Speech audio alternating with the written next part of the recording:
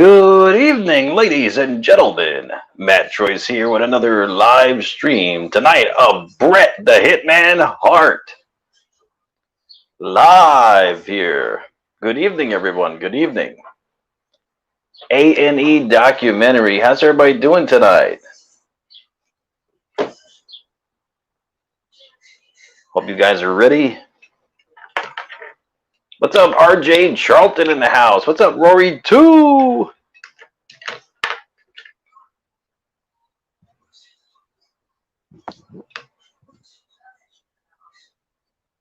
What's going on? The show's about to begin.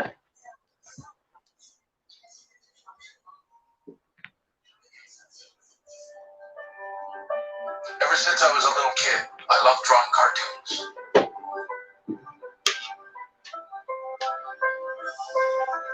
If I couldn't have the toys I wanted, I'd draw them instead.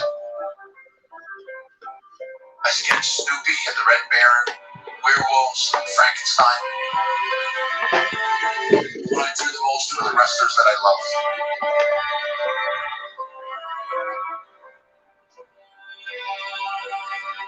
Guys like Killer Kowalski, Walter Von Erich, Dr. Death, Mr. X, my favorite, the Zebra Kid.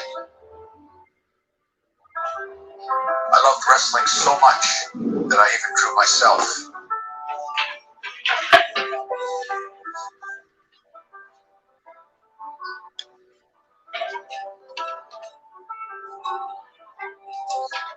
I dreamed that one day I'd be the champion of the world.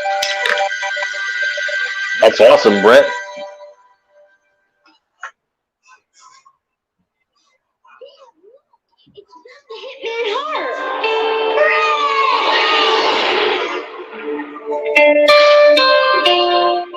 We're not looking at a character. You got a Rory.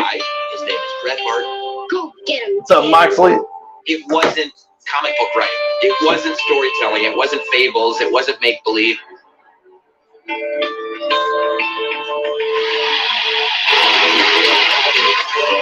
Wow. Bret was the first superstar you actually saw a human being in. Oh, and he's streaming it.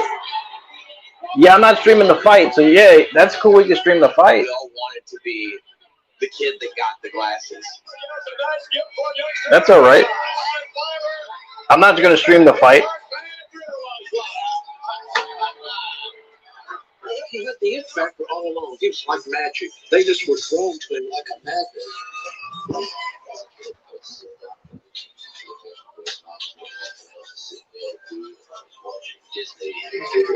His matches were so captivating. They were so realistic. Drew McIntyre. His They edge. had the shades, the leather jacket. He made pink and black cool. If I got pulled over for speeding and name dropped that Bret Hart was my uncle, I'd get out of the speeding ticket. Definitely helped make me a cooler kid in school. And he was just kind of the it thing. And I'm sure a pro wrestler such as yourself will appreciate all the closet space, Hitman. Ooh, this place got old man stink. He took every aspect of being champion to heart. Straightforward, honest, charismatic. That was a real champion. The best there is, the best there was, and the best there ever will be. The excellence Vince admits it. Of execution. I've lived for wrestling. My family has lived for wrestling. And we've died for wrestling. We both collapsed in each other's arms, just hugging each other, just crying. We still grieve. We still miss him. About Owen. It's not a sad story. He faced adversity in real life. Okay, He battled Rory. through it. And he came out on the other side with his head held high, with his pride and his respect still intact. I'm not getting into it to be an average wrestler or make a living. I want to be the best wrestler that ever put on a pair of boots. I want everyone to go, he's the best. That's right. Biography. Here we go. Bret the Hitman Hart. The whole mechanisms of a family of 12 kids is hard for anyone to understand. And I've always been really grateful for how my dad raised all of us. He was a very hardworking guy. Every single day he got up in the morning and made breakfast for everybody. Hey, Wrestling Options, what's going on, man? 6 dishes would be for the big ones. And then he'd make 6 slightly smaller ones. And you were not allowed to leave the table till you ate everything, because my dad grew up with such a tough life growing up. Yeah, they're strict with the copyrights and licensing. I won't be able to show you the screen, unfortunately. His father got swindled in some kind of a I would love to show it to you, though, but they're very strict with that. He took up squatters' rights on the property until they got thrown off the property, and he ended up with his father and his 2 sisters and his mom living in a tent in freezing Saskatchewan prairie for 2 or 3 winters, living off whatever he could hunt, rabbits and whatever birds and stuff he could shoot with a slingshot. Saskatchewan, how he made it through those days. Supposedly the coldest area in the world. Shelter was the YMCA, where he ended up taking up amateur wrestling really as just a way to stay warm. He takes beating after beating after beating. He's getting better and better and better. He came from such a low place that this was his way of asserting himself in the world. Brett's father. He winds up in New York, and it's in New York that he meets the famous wrestling promoter Toots Mondt. He takes a look at Stu, at that time, this chiseled Greek statue of a man. My grandfather was, as we say, jacked. My dad and a bunch of wrestlers all went to Long Beach, Long Island.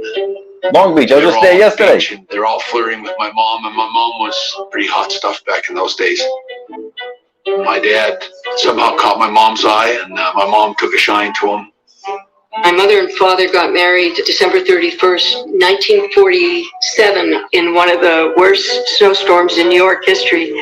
And my mother used to say, I've been snowed under ever since. Stu was working as a wrestler, but he wanted to go home. He wanted to go back to Alberta, and he had dreams of being a promoter himself. There was a Calgary promotion at the time. He bought their territory for $50,000. He's got some grand ideas, Stu, at the time. When we were growing up, it's hard to imagine, but we lived in this 22-room mansion. It was kind of like a cross between a hotel where maybe all the staff quit, and a little bit like an orphanage.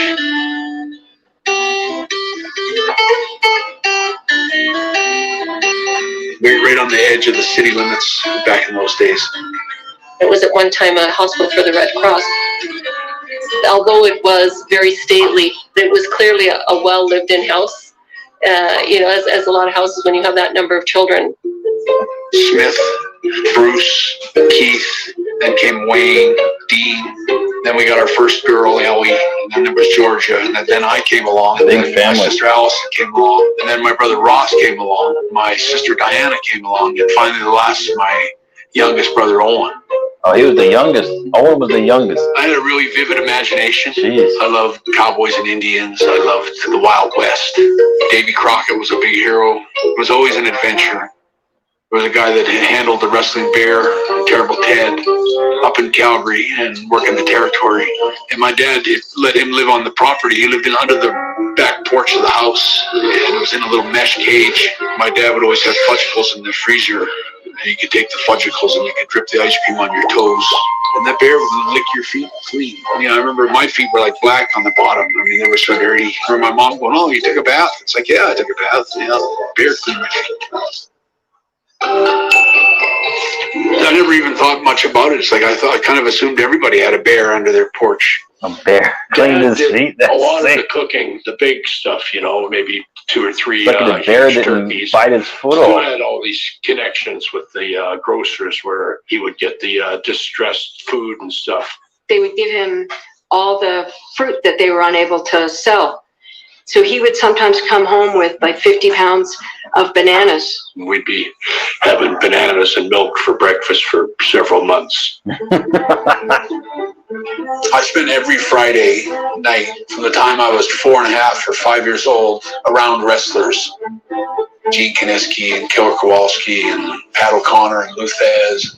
I can even remember Bruno Sammartino coming up from my father. I earned my first money in pro wrestling, selling programs, and I made pretty good money for a 5-year-old. I'd make $2 or $3 a weekend and buy stuff for myself. And My dad had a feud going with a guy named Archie the Stomper. I can remember Archie the Stomper going on TV and talking about he was going to tear the Hart house down brick by brick. Everybody with the last name of H-A-R-T. Every single one of them. Until he found my mom and my daddy were going to pile drive my mom on the interstate. Ooh. Basically scared the hell out of me with his promo. And then I watched him pull into the yard in a yellow Corvette, knocked on the door, and my mom came running down, but she opened the door a crack, and Archie, she had the New York accent and all that. She gave him a hug, gave him his check. They talked for about 20, 30 seconds, and he walked off and got in his car and drove off.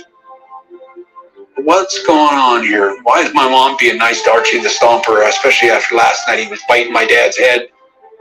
I started to understand how wrestling really works. At the same time, defending wrestling at school all the time. Growing up in a wrestling family the way we did. 6 months you might be doing really good, and then it's 6 months where it drops off horribly. And I always remember as a kid always reflected in my clothes, my shoes, and my shoelaces. Your knees are all torn out, and kids would make fun of you for the clothes that you wore.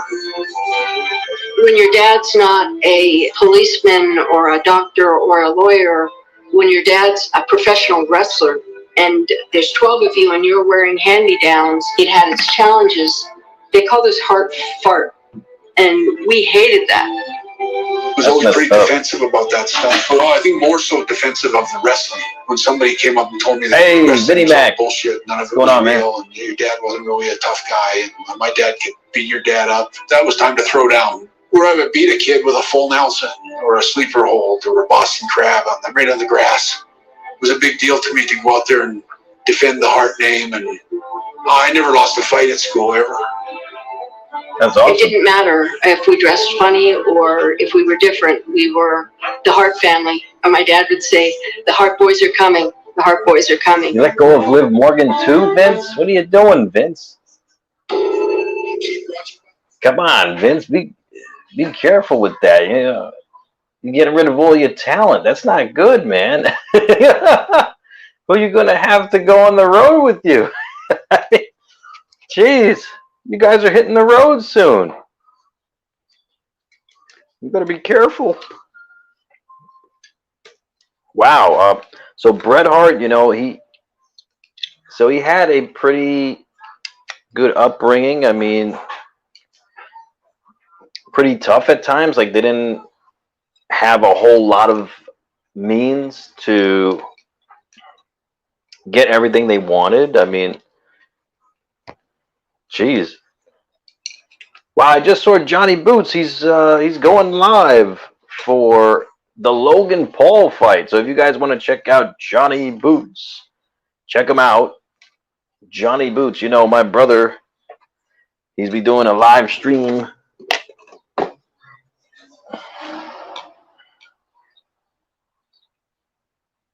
Hey, Floyd Mayweather, what's going on?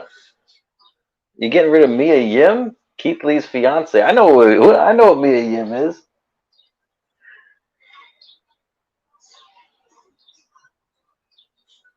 Yeah, I know who Mia Yim is. You don't have to tell me who Mia Yim is. Vinnie Mac. How dare you get rid of all these talents in a time like this? Can you see Bianca will be dropping her title, obviously, to Sasha? Maybe, I don't know about Sasha, maybe Bayley, Vince. I think she's taking on Bayley at Hell in a Cell. So I'm not sure if that's going to happen. Here's the link in the chat if anyone wants to pop on to say hello in between the commercial break.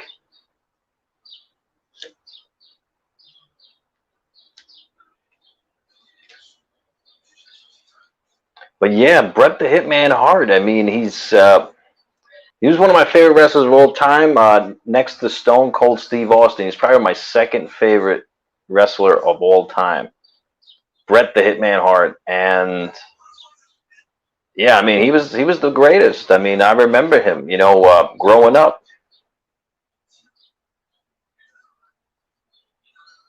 You're getting rid of on the Raw roster. Asuka, Mandy Rose, Naomi, Nia Jax. You get rid of Asuka? Asuka's your top talent. Your top women's wrestler. You're going to get rid of Asuka? Have you lost your mind? What are you doing? Who are you going to sign? Well, you can sign Ronda Rousey. Andrew Munson, what's going on? Hey, Steve G, how you feeling? This is the first time I'm doing the A&E Biography live stream, so I'm going to see how this goes. Dark Side of the Ring usually does very well, so this is A&E Biography, so we'll see how this is going. I know tonight it's being overshadowed by the Logan Paul and Mayweather fight tonight. That's going to be happening later tonight, and I think my brother's live streaming it, so I'll let you guys know. His name is Johnny Boots. He's live streaming right now, actually. Remember, it was a work, not a screw job. It was a work. It wasn't a shoot, huh? It was a work, huh? All right, Steve. All right. Well, I'll see what it says on the documentary. I'll see what Bret says. Colin, yeah, my keto vlog's going well. My goal is to have a keto vlog every day. So each day you find out how I'm doing for my 30-day keto challenge. My brothers, there's 5 of us in the room there most of the time, if not more. That's where a lot of hijinks in wrestling. All right, we're back. What's up, CBB TV? In the middle between the 2 bedrooms is my mom's office, where all the calls came in. The phones never stopped ringing at the Hart House, ever making. Hello. Stampede Wrestling. It was a grassroots business that my mother and father started. It's like the little promotion that could. I have $1,000 here where the winner of it, each boy has contributed $100, and they're going to have a Wrestle Royal in Great Falls next Sunday. He'd go upstairs and my mother would be in the office booking plane flights, managing the bank account and signing checks. And then in the basement, my dad would be training people. So you would hear people often screaming. Oh, that's the dungeon. In the basement, this is of course the dungeon, where Stu trains, wannabe wrestlers, trains people who want to break into the business.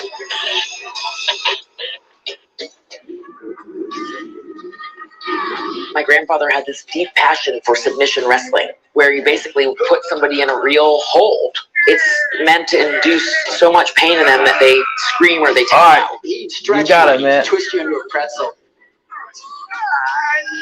Many of these fellas were looking at parts of their body they've never seen before, and to see guys actually vomit. Guys defecating and crying, begging him, and blood vessels popping in their eyes, passing out in his arms. Upstairs, you'd be the kitchen sipping red rose tea, and downstairs, somebody's screaming their lights out and like begging for mercy, and my grandfather was just having the time of his life. My brothers would go down in the basement and they would wrestle with my dad, and they would wrestle each other. He taught his sons how to make a living. Stampede Wrestling. That's the way they want to play it. They're going to get double dose of their medicine next month. My brothers were doing it. Bruce and Keith were wrestling full time. It's crazy. TV, it's okay. My brother Wayne was a What's up, referee. Rory? Wayne Hart, the referee. So they were just talking about how it was rough When I growing went to up. school, if you'd ask me, what are you going to be when you They grow didn't up? have a You'll be pro whole wrestler. lot of I food would've told you sometimes. never. There's It not a was chance. rough growing up. And when I went out for the wrestling team and I had the long hair, I remember coaches always saying, you got to get a haircut. And it's like, no, I'm not cutting my hair. And then I would win. My last year of high school wrestling, I was city and provincial champion. Wow. That's pretty funny. Of course, things change when you get your first girlfriend and drinking beer and loving life and having a good time. Last thing I want to do is wrestle. A lot of people doing the Mayweather and I was a huge Beatles fan. and Logan fight tonight. There were a lot of people live streaming it. Rock and roll music. I always loved Jim Morrison of the Doors because I liked the way his hair was kind of like, I like to think that my hair was like that. I went to the movie Papillon with Steve McQueen. It was one of my favorite movies as a kid. And I remember going, that's what I want to do. I want to make movies. I did enroll in film school with no real guidance or plan. Is our star. This is all right behind my dad's house, and he couldn't drive. Me and a friend of mine bought an 8mm movie camera. Damn lizard destroying the whole city of Calgary. Our movie was going to be called The Lizard. I went to a pet store and I bought an iguana that we were going to make the monster in our movie. They looked so vicious and scary looking. We bought a bunch of model cars. Really, Rory? YouTube's not working? The cars we were driving around in those days. We had some of our friends pulling them on a string, and we had them crash and blow up and burst into flames. This is how bad his acting is. We didn't really know what we were doing. We were actually so excited about buying a movie camera and just making movies that we started making the movie without a script. And That's so cool the way they did that. They cut it like that. The big blow to us as a production company was our lizard died. He croaked on us, and it was like, he's the star of the movie. It's like King Kong dying. So then we went to our movie. Okay, cut. We'll try something else. I quit college and film school and everything. That just dropped out. I remember telling my friends, like, I'm going to try the wrestling thing. And I was like, really? Like, they couldn't believe it. And I knew I was a good amateur wrestler, so I'm not getting into it to be a promoter's kid wrestler. I'm getting into wrestling to someday be the biggest star of my dad's territory. If you want to co-host next week, Dark Side of the Ring, let me know. You can be my co-host. Bret Hart again with a big slam. He's got the abdominal stretch, and that's it. And there's your winner, young Bret Hart. Bret Hart. My dad's been working out with me a little this week. He knows a little bit about the game. Yeah, a little bit. Okay, Bret. Good to see you. Bret Hart. The only reservation I ever had was I didn't think he was big enough. And then TV, absolutely, his man. physique emerged. He got bigger. You can be the host next week, co-host. He was believable. He was likable. The fans took to him. Next week, Thursday.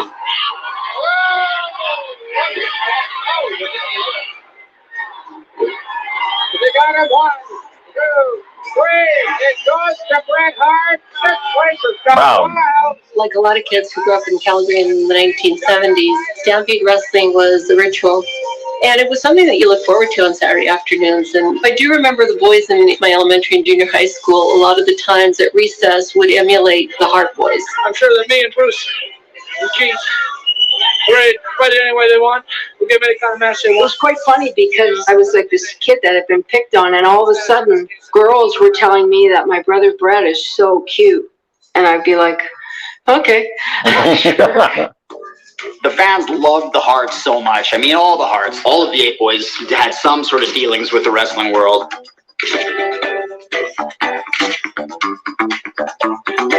And then the 4 girls all wind up marrying wrestlers as well. My mom That's right, Floyd, you're right. Of the Hart girls, she ended up marrying Jim the Anvil Neidhart, who's my dad. I'm gonna drop kick you 60 feet all the way to the ceiling. My Aunt Georgia, she ended up following in my mom's footsteps. His name was B.J. Annis. My Aunt Allison was also married to a wrestler named Ben Basarab. And then the baby, my Aunt Diana, she married Davy Boy Smith, the British Bulldog. Davy came over to wrestle for my grandfather. Davy proposed to me outside on my dad's balcony. He said, I've asked your dad, and he gave me his blessing. I asked your mom, and she almost fainted. That makes me laugh thinking about my grandmother, Helen. She started off not really liking wrestling, and her whole entire family ends up becoming a part of it, including her daughters. That's a big wrestling family. She was in over her head. In August of that year of '84, my dad was quietly negotiating the sale of Stampede Wrestling and its TV rights to Vince McMahon and WWE. Don't worry. My mom was always pressing my dad to get out of the business. He was hesitant, and he decided that he was going to sell. Vince bought the company for the TV network, and as part of the deal, Stu was like, I want you to give jobs to 4 of my guys, which were Bret, his son, Davy Boy Smith, his son-in-law, Dynamite Kid, and Jim Neidhart, who was another son-in-law. Steve wanted to make sure that they were taken care of and had a place to go. Vince looked at all 4 and thought, we definitely could use them. He told me that I was going to be a big star, and they had big plans for me. And I was like, Jesse Talado. that's bullshit. That'll never happen. I think Logan, Basically, I don't Vince know, McMahon man. had no plans for Could be Bret pretty Hart. rough. Logan There were people that outweighs believed him in by him, like but 30 Vince just wasn't pounds. totally sold on him, and It's going to be Bret an was struggling interesting to find fight, himself I because think. there were only going to be so many failed characters in WWE until Vince ended up just cutting them.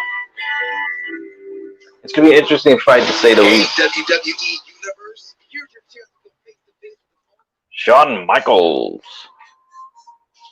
We got a guest here. Hello. We're on commercial break here. We have our first guest of the night. We have RJ Charlton in the house.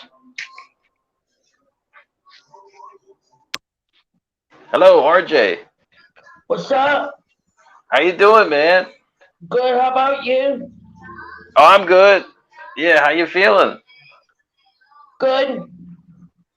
Okay, that's good. Yeah, I hope you're feeling better, man. I am feeling much better. That's good. That's incredible, man. Are you gonna catch the fight tonight with Logan Paul and Mayweather? I might. I don't know yet. Okay. What time does it come on? What's that? What time does it come on? I've seen people starting to stream it now, but I think the main fight's gonna go on later tonight. I think maybe around 11 or 12. I might catch it. It depends how I feel. Oh, okay. Who do you think's gonna win?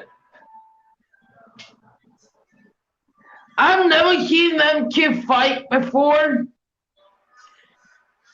If I had to choose one, it will have to be Logan Paul. You think he's gonna win? Oh, you think he's gonna beat Mayweather? Wow. I've never seen them two fight ever. Yeah. I don't know them that well. Yeah, I'm not a huge fan of boxing that much, but Mayweather's undefeated, but Logan, yeah, but Logan Paul's he's a YouTuber, so turned into a boxer. So I don't know, but and he outweighs Mayweather by 30 pounds. So I don't know. It should be pretty interesting. You know what? I will switch my mind. I will have to go with Floyd now. You gotta go with Floyd? All right. Yeah, he is undefeated. Wow. So, I don't know. We'll see, though. We'll see what happens. So how's the show? Oh, it's all right. Yeah, I'm watching Bret Hart, the A&E documentary. Are you watching it now, or? No. No? Okay. Well, yeah, it's on A&E tonight. I'm just watching it now. Hidden Treasures? Hidden Treasures? Is that on next? Yeah. Yeah, if it's on next, yeah, I'll watch it. Yeah. It's British the Barber Beefcake. Oh, yeah? Oh, okay, cool. Yeah. That would be kind of interesting. It would be. Yeah, it would be. Yeah, absolutely. Yeah, I'm all right. So I'm looking forward to that then. I saw the Jerry King Lawler one, the Hidden Treasures. That was a good show. Did you see the one with Kane and Undertaker? Oh yeah, that was funny. Yeah, that was a funny show. I loved it. That was a good show.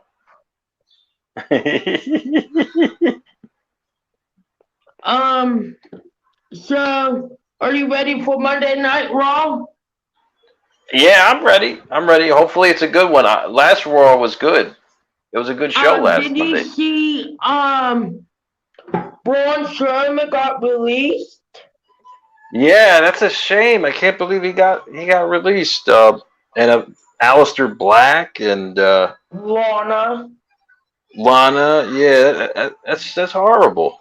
I am predicting Braun Strowman, Lana, and Aleister Black to go to AEW.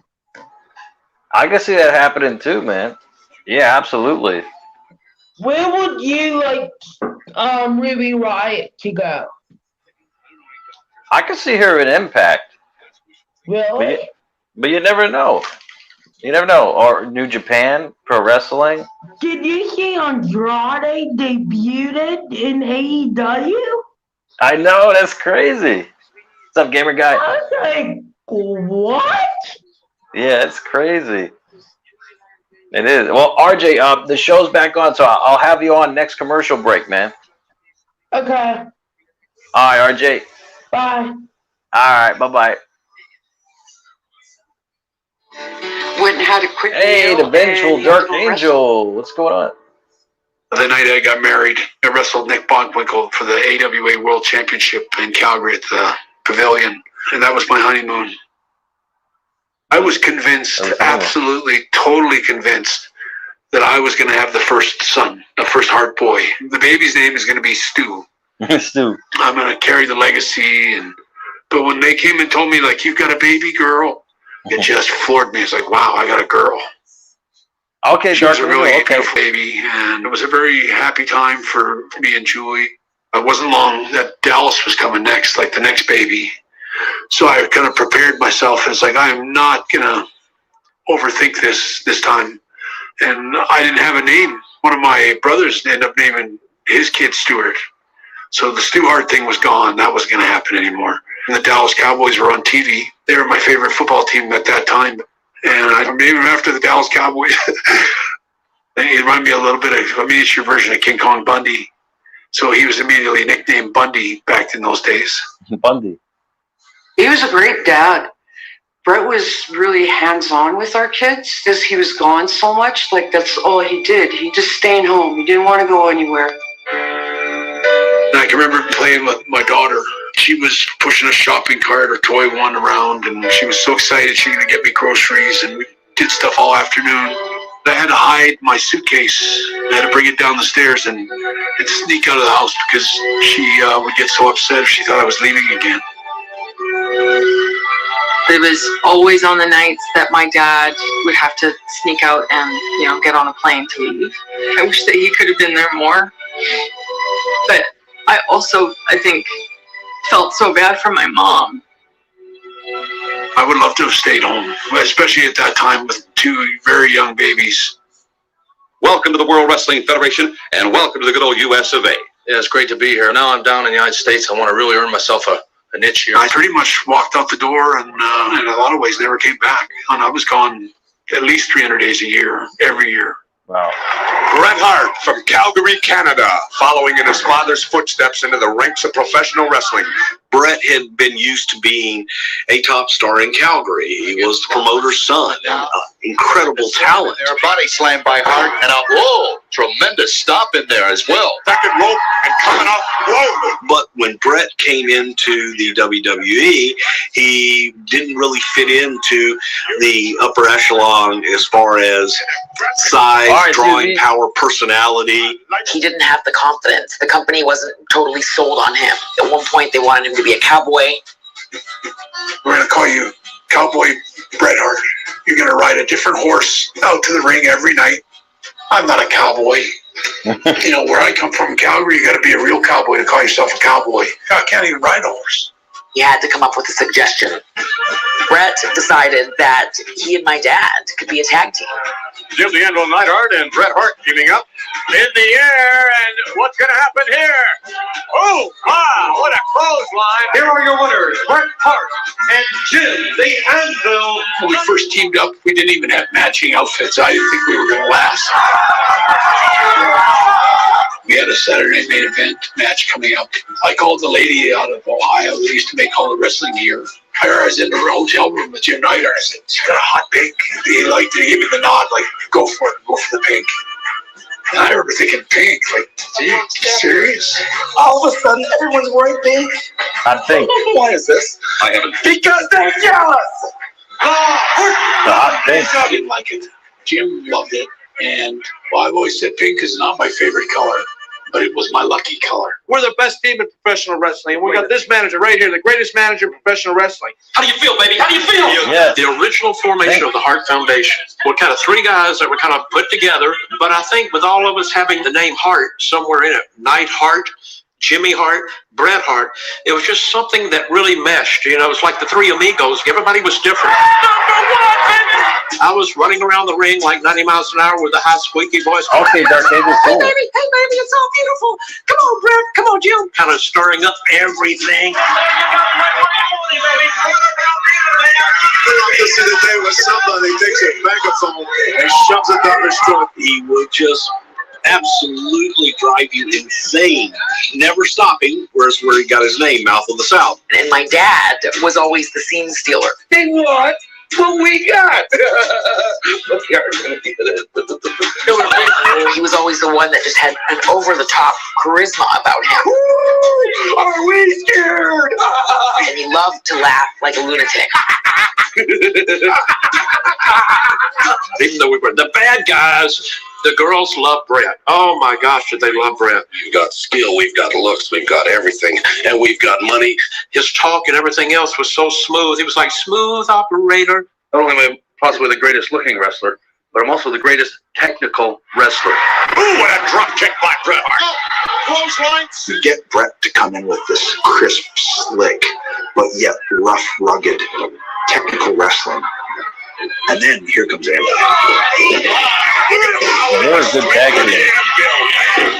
Slingshot it over the top, or the Harry Zeppelin. Yeah, no, Jim Neidhart. Big forearms and the goatee and the yeah, baby. And Bret just calm, cool, holding it down. All of the things that as a teenager that I loved in tag team, they brought it all to the table. There's the champions, world heavyweight. One of the most important parts to our success as a team was that we all really liked each Okay, other. Floyd. Every day was an adventure with Jim Neidhart. I wish I could just go back and live those days just for a few minutes.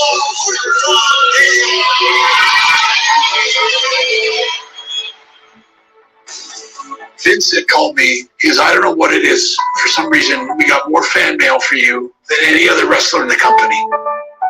We're going to take you out of the tags and you're going to be a single wrestler all by yourself. I was kind of skeptical of anything that was going to happen for me. And so I didn't really believe it.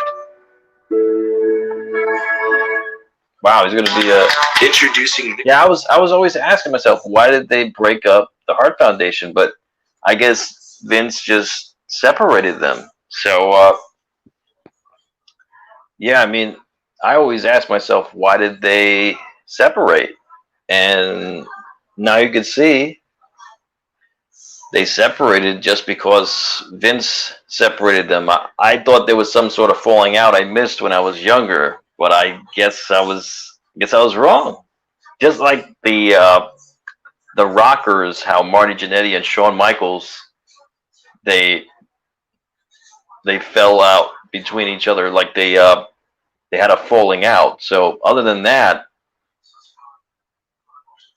I thought something like that happened with these guys, but I guess not.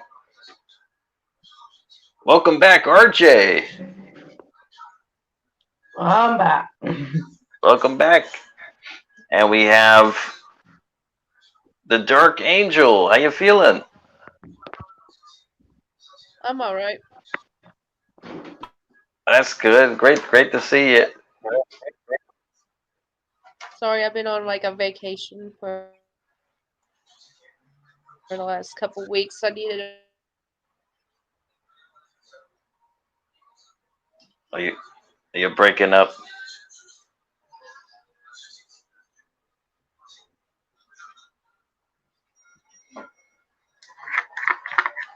We can't hear you.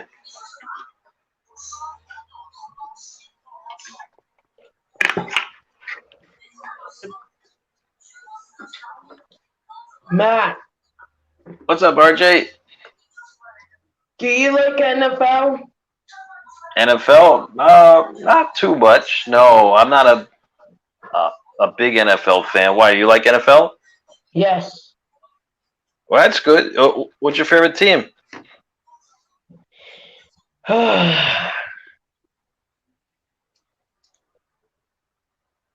Jacksonville. Wait, hold on. So it was the Steelers, Chiefs, Dolphins, Bears, Jacksonville. Oh, okay. I think Tennessee will be good this year. That's good. That's awesome. Because they just picked up a good wide receiver. Nice. So, you think they have a chance to make it to the Super Bowl next year? Maybe. That's good. What's up, Mystery Hacker and the Daily Damn blog? Oh, it's okay, Dark Angel. It's okay. Or this should be co-host. Oh yeah, you want to be a co-host, RJ? You can be a co-host, absolutely.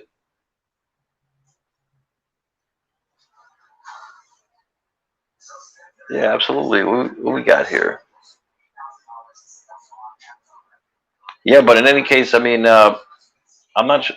Who is your favorite wrestler of all time, RJ?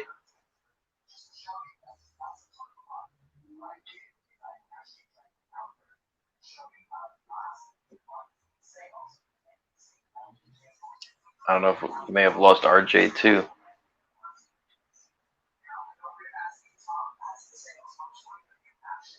But in any case, yeah. Oh, don't forget Johnny Boots. Johnny Boots is live streaming Floyd Mayweather against Logan Paul tonight as well.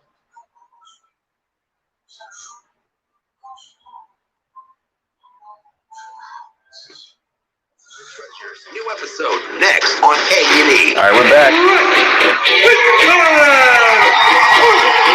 Bret had something. He had the twinkle in his eye that you knew there's something there. For whatever reason, it didn't blast off immediately.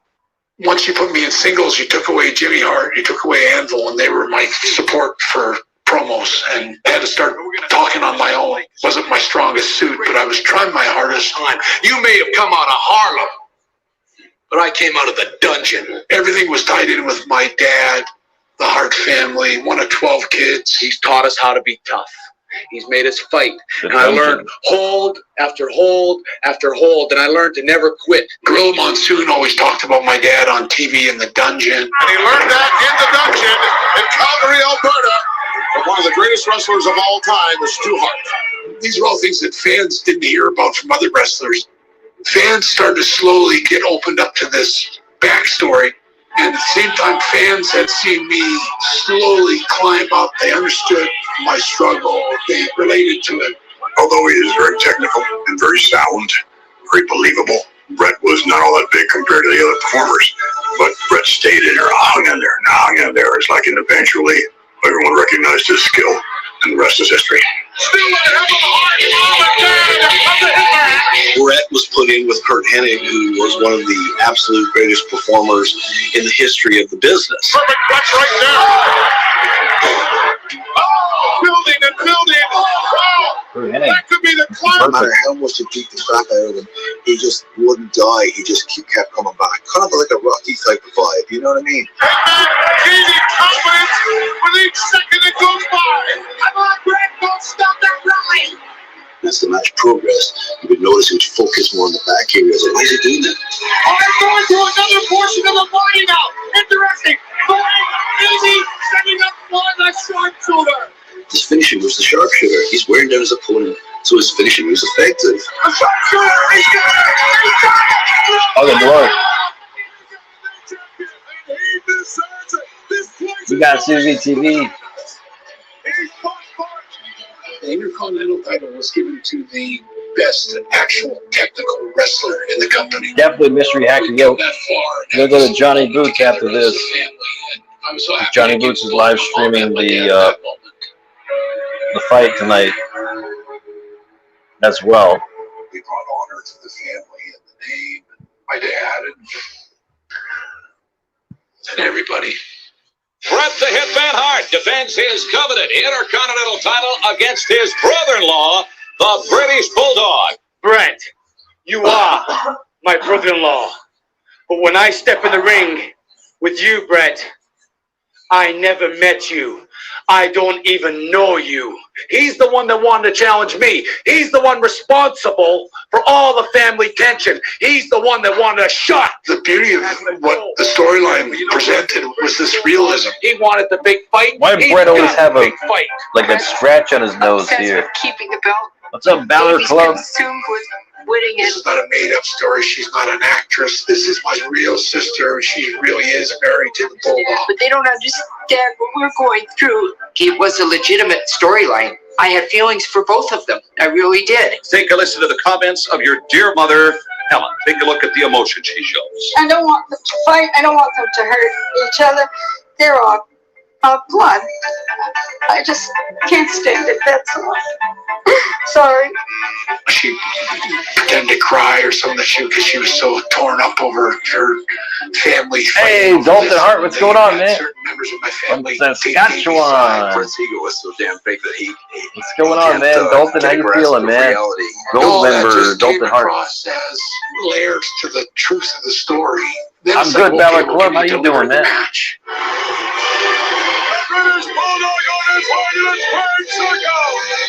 Are they going to talk about British Bulldog being intoxicated for this match? In less than 11 hours. Because he was not. Before that, He was flying high, Michael Bulldog, Jackson in had that the match. record for selling out the fastest, and over 80,000 tickets were sold. Oh, great, Dalton. This is my husband wrestling my brother. It was extraordinarily overwhelming for me. That's great, My Dalton. brother's kicking my husband in the face. It's like, and then he suplexes Bret off the top rope. Bret grabs Davey by the hair. Davey slingshots him, and Bret goes into the turnbuckle. Oh my God! You see that? When this family feud is just about over. It's like a civil war. It's been an uncivil war. And when it's just enough for the deal and for the both participants.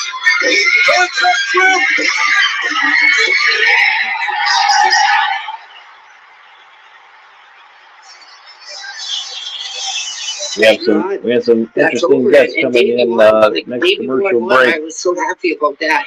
Winner's pulled out. And he did it in his own backyard. And 80,300. You know, winning and losing when you're telling a great story really doesn't matter. What matters at the end of the day is what does the audience remember? There you see it. Diana between her husband and her brother.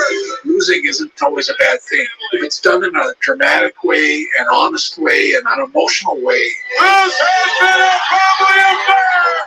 it'll Some make grow me up. a bigger star. I don't know if that was ever in the plans, and that's what makes me. Oh, you do a respect him Bigfoot more. stream? He had Danny, to that's incredible, man. Night in, night out. I stuck underneath by the hip that front. Oh, great. Grow up. How was yours, man? You're talking about the sharpshooter. You're throwing surrender. Top shooters always forget about it. kids like me showing up, always watching that Bret Hart match because we just knew it was going to be great. Talk about confidence on a roll. That eventually springboarded to the World Heavyweight Championship. There was a fair number of people that never imagined me being world champion, including fans and wrestlers. Back in the champion, hot in full control. Here's a magnificent in this match. He's perched up there now. Look out. Superplex coming up. Oh, yes. Jeez, talk about a dark horse. Now he's going for the Yeah, that was a good match. Bret versus Flair. It's pandemonium here in Saskatoon. Brenda Hitman In Saskatoon. Justine, the World Wrestling Federation. You're in Saskatoon, huh? How do you express to an audience how happy I was and how much of a dream this was?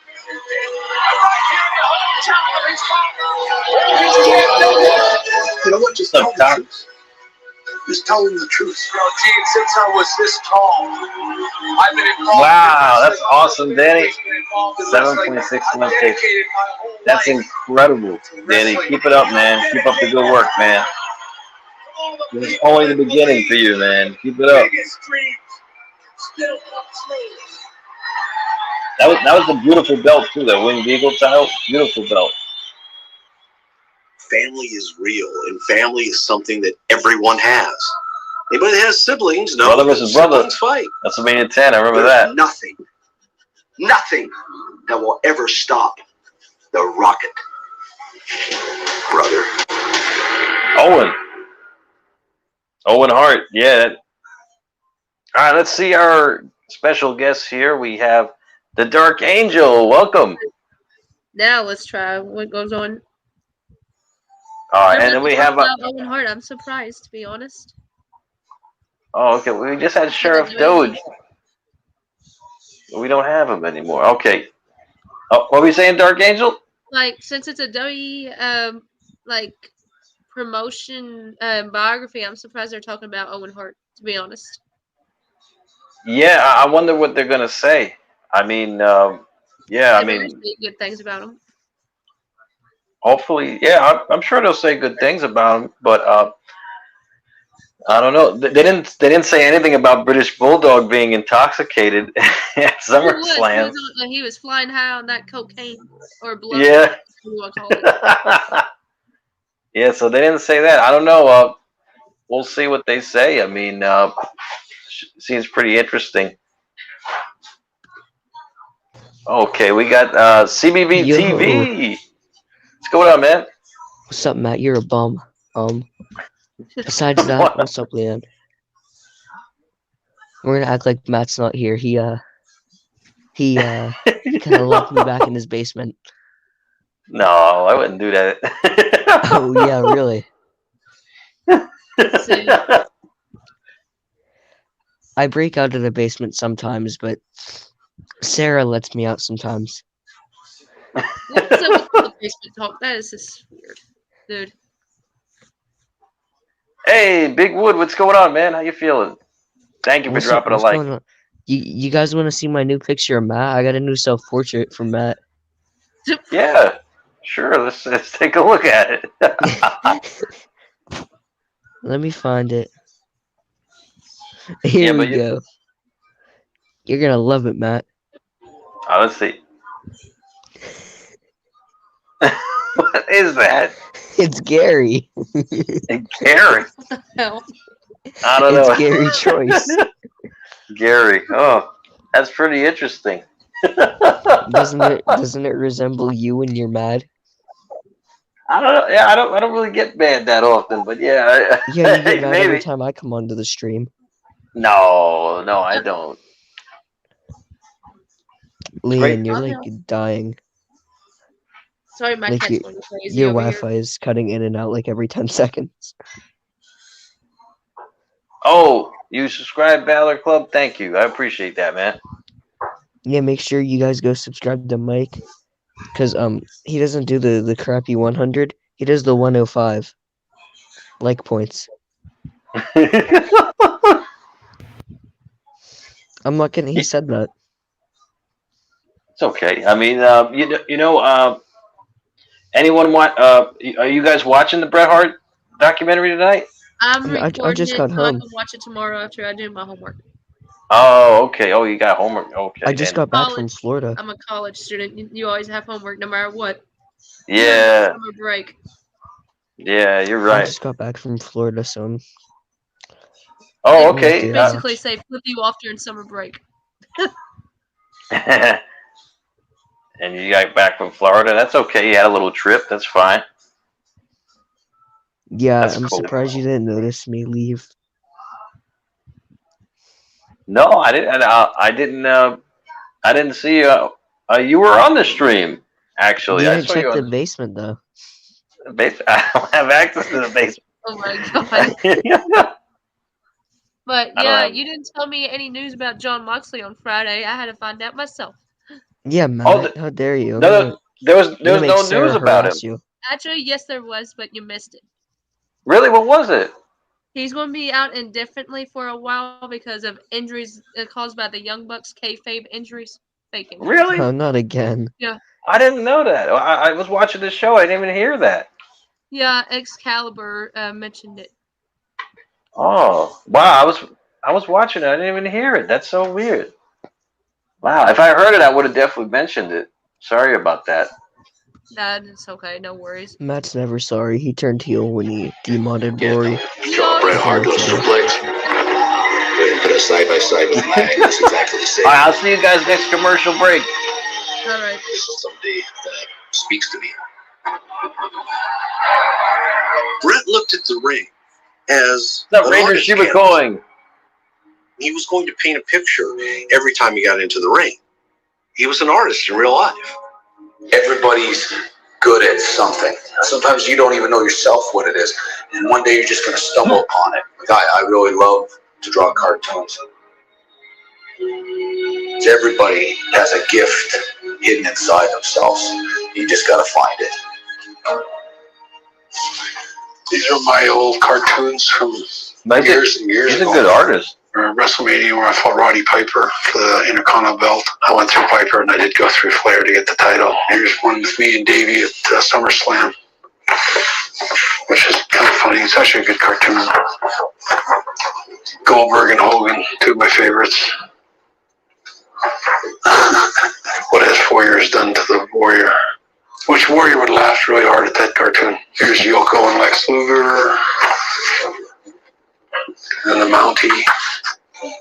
Wow, he was a good Of course, artist. this is one of my favorites. Owen, Jim, and my dad. I had fun drawing Jim. He was always a fun character. Here's an old one of Steve Austin. And there's Vader and Undertaker, Hogan. I would get the story from somebody what happened the night before, and then I would draw some kind of cartoon about it to make everyone laugh. And Andre used to love him. He used to laugh all the time. This one was pretty special in a way because it was about Andre, and it was Andre basically carrying the territory. I was probably about 12 or 13. I don't know what possessed me or what the reasoning behind it was, because I loved my brother Owen. He was 7 years younger than I am. But it was my job often to put Owen's shoes on, or get Owen dressed, or make sure Owen ate dinner, or given the task of making sure Owen was being taken care of. But I remember Owen loved it when I drew him, and I remember drawing him in the story. You're going to be the bad Hart. When he had a little stubble on his chin, he was always in a mad mood. Years later, when we were wrestling, we enjoyed bringing that storyline we made up as kids to reality. We're going to be the champion. Here is two brothers to come from a wrestling family. We're like a fine-tuned machine. One had ascended to championship status. The younger brother, Owen, was damn good, but had never really had that shot to be in a main event. They didn't have much going for Owen, and they never had. They made promises to him, but they never panned out. I think he got hurt, and different things happened. But Owen got so discouraged that he told me that he was quitting and he would be a fireman. I thought he was such a great wrestler. I really wanted to give him that Ranger, chance. she was Bret knew that if Owen had this opportunity to have this rivalry with him, it could be what catapulted Owen to stardom. We're going to go at each other, and it's going to be a war between me and you, and we're going to make this real and try to make people believe that we really hate each other. Deep down inside, Bret, in your heart, you know I'm better than you. I know Owen played his part so well. You've tried to hold me back. You tried to keep me down. He was just that bratty little younger brother. You, Bret, you've been a problem for a long time for me and never getting any recognition. It's always you, Bret. Your ego is too big. You only worry about yourself, Bret. Bret was just like, Owen, enough of the foolishness. And that's the one thing. You sit down with me, Mom, Dad, and we're going to settle this thing, get it all worked out. Everything's got to be fine. This is family. You know I'm better than you. And come WrestleMania 10, Bret, I'm coming at you like a freight train, and I'm not stopping. I'm going to beat you, Bret. Welcome to WrestleMania! That was one of the best matches in WrestleMania history. This is the moment. Bret Hart thought he would never see that he would actually be facing his brother. Owen and Bret. Oh, what a slap! And yes! Putting on the brakes, nice maneuver. And now, pile driver. Yeah, here comes the hitman. Clothesline over the top to the outside. Damn, those brothers are beating the hell out of each other. Oh, Look at Owen yelling and screaming at his brother. What a matchup this is. Unbelievable. It's the best opening match of any WrestleMania. It might be the best opening match of any pay-per-view. Owen shocks the world by winning the match. Yeah, it was a shock. The one opportunity that you had in front of a worldwide stage, you couldn't beat me, Bret. I am the best there is, the best there was, and the best there ever will be. Don't you forget it, brother. Whoa! This is why it's such brilliant storytelling. WrestleMania 10 is a very unique WrestleMania in the sense that Bret Hart has 2 matches. So after losing to Owen in the opening match of the show, Bret goes to the main event and he beats Yokozuna and he becomes the champion. The Hitman at WrestleMania 10. That's He's amazing. done it. All the good guys come out to the ring and they hoist Bret up on their shoulders. Somehow, he's done the impossible. And Owen is just looking at Bret with such contempt. You did it again. I beat you. This was supposed to be my night. We have forgotten about Owen again, and we are now applauding Bret. The World Wrestling Federation champion, the Hitman. And it carries from April all the way into the summer.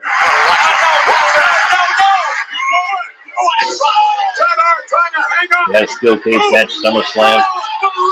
Wow. Owen's getting the mom to throw in the towel. I mean, Owen cost Bret his championship.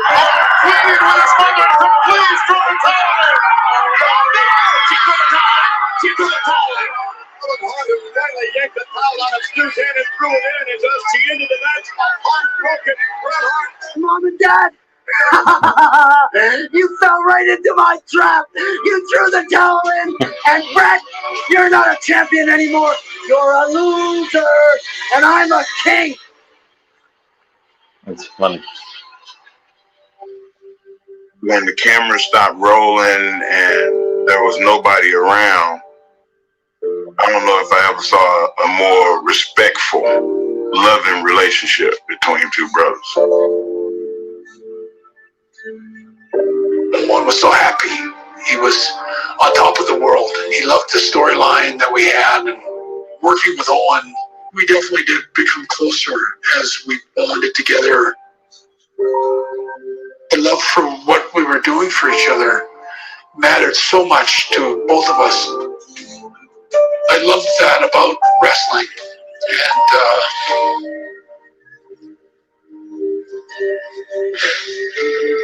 And especially with Owen, how it was, there's this appreciation for one another that supersedes everything. Yep, Owen Hart. We all have different things. All right, we're back on commercial break. It's time to bring in our guests, our special guest here. We got here Sheriff Doge. Sheesh. This is Jacob. I'm super gay and I work at Frugal's. What's going on? How you feeling? Why do they have a boxing pay-per-view on a Sunday night? I don't know. I have no idea. What's up, Dark Angel? Nothing much. Just chilling. Just chilling. CBTV. Yo, Mike, listen. Shut up, you little goofball. All right, back to what you were saying. Florida is really different. I was there and I was at a trampoline park because I'm stupid. A kid my age said he got high last night. Oh no! Last night. You met He someone said he that's got- cooler than you. Must not be a first time you had that feeling. You see, Mike, you're just sad that Rory has more clout than you at this point. You're just sad. Mate, you're just sad that you want to be on my team. Tell her what I made you a part of my team. I don't put little geeky special Boy, ed you said nerds you on said my yes team. at like 2 a.m. You said sure. I like didn't 2 say in the nothing to morning. you. I said, why you best before at 2 a.m, you little retard, and you were like drooling on yourself and you threw a diaper at me. That's what I remember.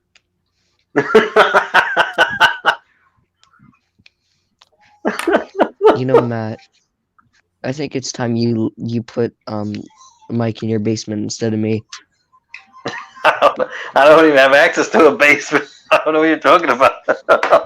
Plus, Mike would probably kick his ass anyway before that would happen. Who is Boots? Who's this Boots guy they keep speaking of? Johnny Boots. Yeah. So you can't even bet on this fight. It's not even going to be a winner. What do you mean you can't bet on the fight? Mike already bet. I was on DraftKings and there's no bets. It's a free bet. That's weird. Yeah, because there's no. I got a relaunch stream. Hold up. There was going to be a definitive winner or something, right? That's stupid. Yeah, it doesn't surprise me though, for this rigged garbage. Yeah, so apparently there's not even going to be a real winner. So I don't know what's going to happen with this. I think we're all just make it a fake, unfair, like a cinematic match or something. It's going to be a cinematic match. It could be. Who do you guys got winning tonight? I got Mayweather. Paul's not a real fighter. I want Mayweather because the Paul brothers can go to hell. Jake Paul is in it. He said coronavirus is a hoax. Yeah, that's not cool. Wait, am I gonna get you taken down for saying that? I don't think so. Okay. Screw it. I don't think so. No, but you have MATTROISE games to live stream on. Yeah, I do. I have another channel just in case. But you see the size difference between these two guys? I mean, it should be pretty interesting. Yeah. I haven't been paying attention to him, but I think this is a travesty. I think this is a joke. I've got zero interest in this trash tonight. I want to see Bryce Hall get beat up by KSI. I don't want to see any of these fag YouTubers. I don't know who any of these people are. You'd like KSI. He's completely unfiltered. He does exactly what you do like. No, trust me. I know who he is from the other things, and ain't no foreigner, no friend of mine. I guarantee you that, especially not some English fucker. Now, Mike, that's not very nice. I don't care. Fuck them. No fuck need. Them. Fuck Ireland. Fuck England. Fuck France. Fuck Mexico. Fuck Canada. If you ain't part of the 48 continental United States, you can eat a dick. Wait, does NWO in your thing still stand for no woman order still? Is that still what it stands for? Who said it stood for that in the first place? Some idiot like you on your stream. No, I never said that. Yeah, you did. It was a clip of me saying that I'll give you $10,000 right now. Do it. I never saw that. Yeah, liar. He said it. It was one of that one stream that you deleted. Whoa, that's so clever. I'll see you guys next commercial break. Get your ass out of here. A different breed of cat than all of them. Bret's an unusual cat. Man, that was a real champion. That was, the credibility factor with Bret, I think, will be the highest of anyone we've ever had as champion. He took every aspect of being champion to heart. It was a true honor for him. I mean, he's an old school guy, right? I mean, his dad, all his brothers were in the business. So it meant a lot for him to be champion. Bret never looked at his titles as a prop. They were something honored, earned, and privileged to have. What up, Bret Hitman? Bret liked being a role model. Got a new champ, guys. And I would give wrestling fans and little kids all around the world somebody that they can look up to. I didn't yell at my fans. I didn't yell what I was going to do, and I'm going to do this. I'm the first wrestling hero that communicates and talks. Chill, man. Let's go, man. It's the boy, man. I'll be your manager. Guy you want to be wrestler. You want to go for the big one. I just want to be like you when I grow up.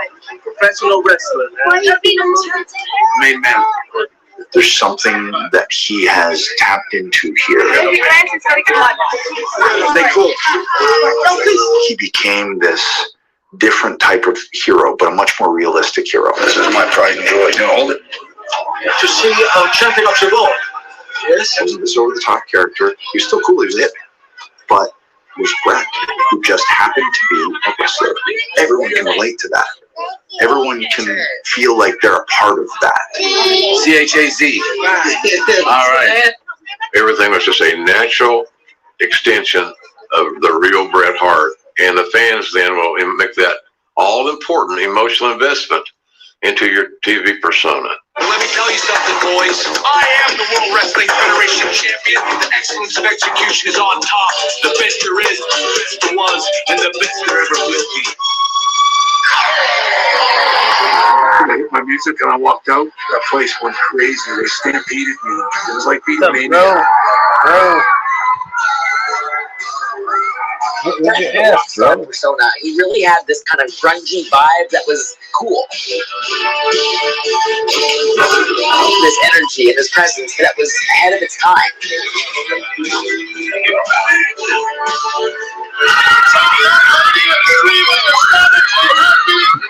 Bret was also a heartthrob. Mentor, yeah. So handsome. Women were just very, very drawn to him. He had a huge female audience.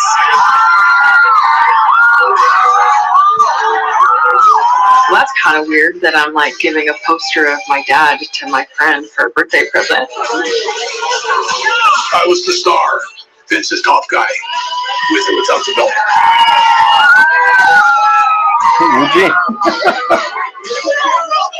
I was the top draw. I sold the most t-shirts and merchandise.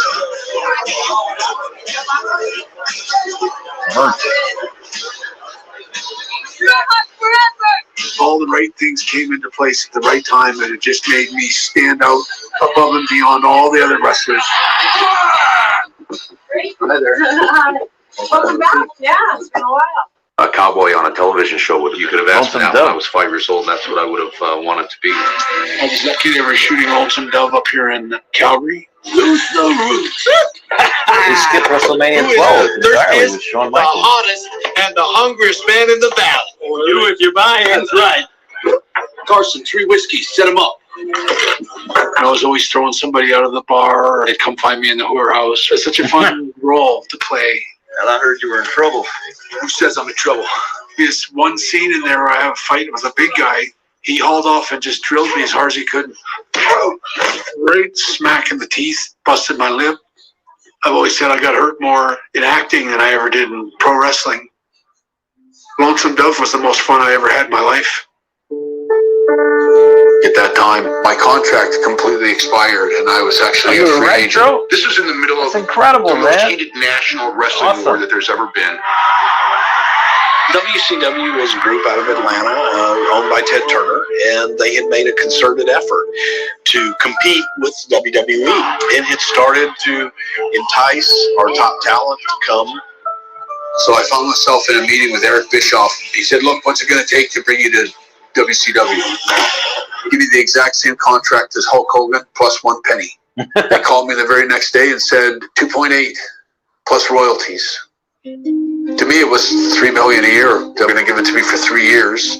$2.8 million for a pro wrestler in 1996 is money at the level that they could not have dreamed. Now all of a sudden, it's like, how can I turn this down? Geez, I got a guy offering me $3 million a year, 3 or 4 times what I'm making for Vince. I got 4 kids, and I'm in the twilight of my career right now, and I got to think about what's right for my family. I didn't want to lose Bret. Hogan was gone, Razor Ramon, all those guys were gone. They just can't get them all. So I wanted to hang on to Bret. And he said, I can't match it. And I said, well, I don't expect you to match it then, but I mean, give me the best offer you can. The one I had from WCW was for $9 million for 3 years. And the one he came up with was $10.5 million for 20 years. 20 years? What the hell? A lot less than WCW, but we'll give you, over the course of 20 years, a good amount of money, and you'll be part of the WWE family for life. Basically, I was going to take whatever offer he gave me because I didn't want to go into WCW. But turns down $2.8 million. I can't imagine even doing that. He really did do it. Turn it down. I was very loyal to Vince. I was going to stay with Vince kind of no matter what. I shook his hand and I accepted the agreement. I was a WWE guy all along, always was. I would have jumped in front of a train for Vince McMahon. It was. Jeez, man. So he wasn't even making $1 million a year. He'd be making like $600,000 a year or something. Welcome back. Go back, everyone. They offered him $28 and a free large pizza every other weekend. That was his offer from WCW. And That's here's what Matt Joe offers talking me. about Roman Reigns and talking about how he is in love with Roman Reigns. Wait, is Joe for real doing that again? And he has to complain that it's in Las Vegas, Nevada instead of California. Oh, man, you can't Jesus see Roman Christ. Reigns, your lover. I'm Joe, sorry.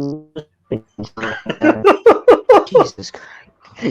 I'm sorry, kidding, but Joe. not sorry. Roman's okay. I don't like his character right now, though. If I was Bret, I would have jumped ship right away. Like I wouldn't have stayed. Nope. Rory. What an idiot. Wouldn't have stayed. Yeah, I wouldn't have stayed. Forget it. Like, these guys are businessmen. They don't care. They don't care what No, happens. Matt, we all know what you would do, you bum. It's just a smart thing to do. I mean, geez, what the hell is he thinking, Bret? Dro, we don't care about SummerSlam right now, so just keep quiet. This is Bret Hart's biography, not the Dro Davini. Yeah. Jesus Christ. Every Friday I have to hear, oh, my favorite Roman Reigns is on. Yeah. I finally blocked him, God's sakes. I timed him out on Monday for spamming. Steve G. Oh, I know he did accept it later on. He didn't accept it initially, though. Apparently. Yo, Matt, I have an idea. Yeah, what's up? Why don't you spam in chat so I can time you out? Time. I don't know if you could time me out. Whatever I want. What's up, Randy Sam? This is Mike. This is Mike's stream now. Okay. Okay. Oh, is it? Okay, go ahead and kick CVPT off then. Mike, I will get Gary. You do not want me to get Gary. What's he gonna do? What's he gonna do? 4 hours away to Las Vegas, Nevada. We don't care. Brush my teeth for me? 4 hours. That's. Do you even Okay, think he knows how to brush his teeth? He forgot how to do that. He's like a 98-year-old man with dementia. He don't know anything. You live 4 hours away from Glendale, California. You're from Glendale, California to Las Vegas. I don't care. Are you going though, Dro? Are you gonna go? What's up, Sir Elvis? Bill, you gonna answer him? The Roman Reigns Yeah. level 101. Wow. So Bret would have earned $150,000 a year in WWE if he stayed with that offer. Oh yes, Cool. Cuban Yeah, B. Forget that. Forget That's that. yeah. It's ridiculous. He was gonna make 2.8 at WCW. Then he got concussion. The end. Mike, I got a proposition for you. Does it involve you leaving me alone? I've asked Matt to do that many times. It's never worked. Please.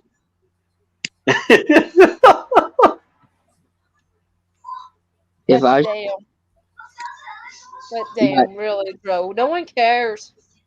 Matt, if I stream after this, Matt, you have to raid Gary You're not streaming, I'm streaming. in his comment section. I've rated Gary. I'm blocked. I rated Gary. I'm blocked on 16 both of my accounts. channels, so it's I'm blocked. I'm blocked. New account. you're blocked. Mm-hmm. Yeah. Yeah. Well, tonight we got bigger fish to fry. It's Logan Paul and Mayweather. So Who cares about the Paul brothers? For God's sakes, all they Yeah. care is about the moolah. That's all they care about. Well, Johnny Boots, he's streaming. Johnny Boots, you guys can check him out. Yeah, somehow someone blocked me on there, so I can't Really? check. Yes. He probably. Let me tell him then. All right, I'm gonna. 100 times. It's not like I'm no good as a good All guy. right, I'll tell him. I'm crazy and I'm super popular. And I don't want to mess with that. All right, I'll see you guys next commercial break. Johnny Boots is gay. Super gay. You're gonna be a good guy. Okay, it's always more fun being a bad guy. Stone Cold Steve Austin shows up. It's just a beer-drinking badass who has no respect for anybody, including the Hitman. If you put the letter S in front of Hitman, you have my exact opinion of Bret Hart. It sounded cool and it worked. If you put the letter S in front of Hitman, You've had my exact opinion of Bret Hart. He was always lurking behind a corner or a wall. Or Hey, something. Kurt Manchester. I'm good, man. How you doing? It's building really nicely from a storyline standpoint. It's a good spot in the alleyway. I remember walking up to the ring, WrestleMania 13. 13, all the signs. one of the best matches in I WrestleMania fight it, history. and everyone loves me. Freaking loose here. It's gonna have to be a bare knuckle brawl. I'm just gonna go to kick his ass big time. We've got him hooked right from the get go, and so we took him on a ride. We brawled up. Came back. I got busted open. Austin been busted open. Blood just started flowing out of my head. It ran down my cheek and between my teeth. And I'm thinking to myself, God dang, this feels good as I'm listening to the crowd. These people are standing. Can you imagine the pain? He's agonizing. He's screaming in pain. And he won't quit. And he passes out. That's it. Someone got to break it. That's a lot of blood. Gives you respect. People will just love me because Oh, they you're know going that I through? go through thick and thin Incredible, through man. anything and never That's ever awesome. give up. Come on, Bret. Enough's enough. I'm a Bret Hart fan, but that's enough. Now you're going back to do more to a passed out man, and that audience went immediately. He went from being the best No, there they is, best did there the was, double to being turn an asshole. before that. They didn't do it then. I'm walking back to the dressing The room. double turn happened in the match. Flipping me off, and I knew that I was the bad guy. Steve has been the lousiest, rottenest bad guy. Everyone fell in love with him. It was like falling in love with the shark on Jaws. He blamed Americans for idolizing people like Steve Austin. He blamed Americans for idolizing anti-heroes. All you have to do is look at O.J. Simpson, and you know there's no such thing as justice in America. It was fun being a bad guy and pushing all their buttons, going to the American cities and being booed out of the building. Back along straight. The capacity crowd. Canada, Britain, and everywhere else from a big name. I'm still the hero. I'm still Bret Hart, the good guy. I'm standing up against Americans. The American wrestling fans, coast to coast, can kiss my ass. While I was crusading against America, I was also feuding with Shawn Michaels. There we go. First mention of Shawn Michaels tonight. Unrelenting youth and freedom, a sexuality that was open. He was absolutely 100% full-on prick as a character and as a personality. Things were changing. I didn't think you could still do the same mom and pop storylines. I felt that we could continue to grow, evolve, change, and that made me want to puke. You're a guy that has degraded the World Wrestling Federation Championship belt. Sean's cockiness and attitude in general irritated Bret. I don't like him. I don't trust him. And I don't believe him. I don't believe in anything about the guy. He's a phony little shit. The storyline, dislike for one another, became very real very quickly. People can feel real animosity. Hitman, I seen you on the road, and bro, you ain't no role model. I felt like I got pushed to a point and I just, on live television, and that ain't good. You couldn't go 10 minutes in any situation, even though lately you've had some sunny days, my friend. He made some reference to me having sunny days, and I remember thinking, sunny days? The young lady there who works for the company, her name is Sunny. She and I used to run around, and all I know is that her and Bret had become friends, and so I made a comment that they were more than friends, so to speak, and that he wasn't happy about, understandably so. When I got home the next day after that Monday Night Raw, my oldest son asked me if I had something going on with Sonny, and my daughter asked me. I had enough problems with my marriage at that time without Sean's little comment. We were in Hartford, Connecticut, and that's where I made up my mind that I was going to straighten Sean out once and for all about this Sonny thing. Then I just beelined straight over to him and pushed the door in. Well, he takes a swing. Oh, I move out of the way. Well, we get into it, so we just... I grabbed him by the hair, pulled it down, and dragged him all around the dressing room by his hair. Like, a big old chunk of hair comes out of my head. The end of 1997 is a wild time in WWE. It starts in August. Bret Hart becomes the champion. Now, while all this is going on, Vince goes to Bret and says, "You know that lifetime contract we signed? Can't do it." WCW was pretty far ahead of WWE when it came to popularity at that point. WWE's finances were weak at the time. They were losing money. They were taking out loans at the time to make payroll. But all of a sudden, you've got Bret, who turned down $2.8 million a year, and now all of a sudden he's being asked to take a pay cut. Went from that to, well, maybe you should call WCW and see if you can still get that offer. I'm sure I'll get you a fatter contract, a lot more money, and we'll work it together so you can go to WCW and earn far more money than what I was paying you. Bret's flabbergasted. He never wanted to go to WCW. Vince kind of left him with no choice, so the contract gets torn up, and Bret Hart signs with WCW. He's the WWE champion at the time. Vince wants Bret to lose it to Shawn Michaels in Montreal. So I went to Shawn. I said, "Hey, Shawn, I have no problem dropping the belt to you." Shawn looked at me and said, "Well, I appreciate that, but I just want you to know that I'm not willing to do the same thing for you." And that really floored me. Why would I do the honors for somebody that has no respect for me? Why would you expect me to? The hell with him. I can't drop the belt to a guy that can't be professional with me. He's been so disrespectful, for lack of a better word, such a dick. Because it was me, it was a flat out no. And look, that just causes a problem. Bret going into Montreal signed with WCW to start in December, and it's November, and he's the WWE champion. How did Vince get himself into this predicament? But here it is. He did. I didn't want him to go to WCW with our championship. So the request for Bret would be, okay, let's drop this championship back to someone here in WWE where it belongs. And that didn't happen. So I had to do what I had to do. I don't know. This seems pretty real to me. It doesn't seem like it was a work, but I don't know. I'm looking at these guys, and welcome back, guys. Hey, boo-hoo, Joe was mad at me. I talked bad about his lover, Roman Reigns. Yo, listen, Joe, listen. I get you're mad, but like, dude, you don't need to throw up mad emojis. You can just please say it. answer my question. There's no freaking question.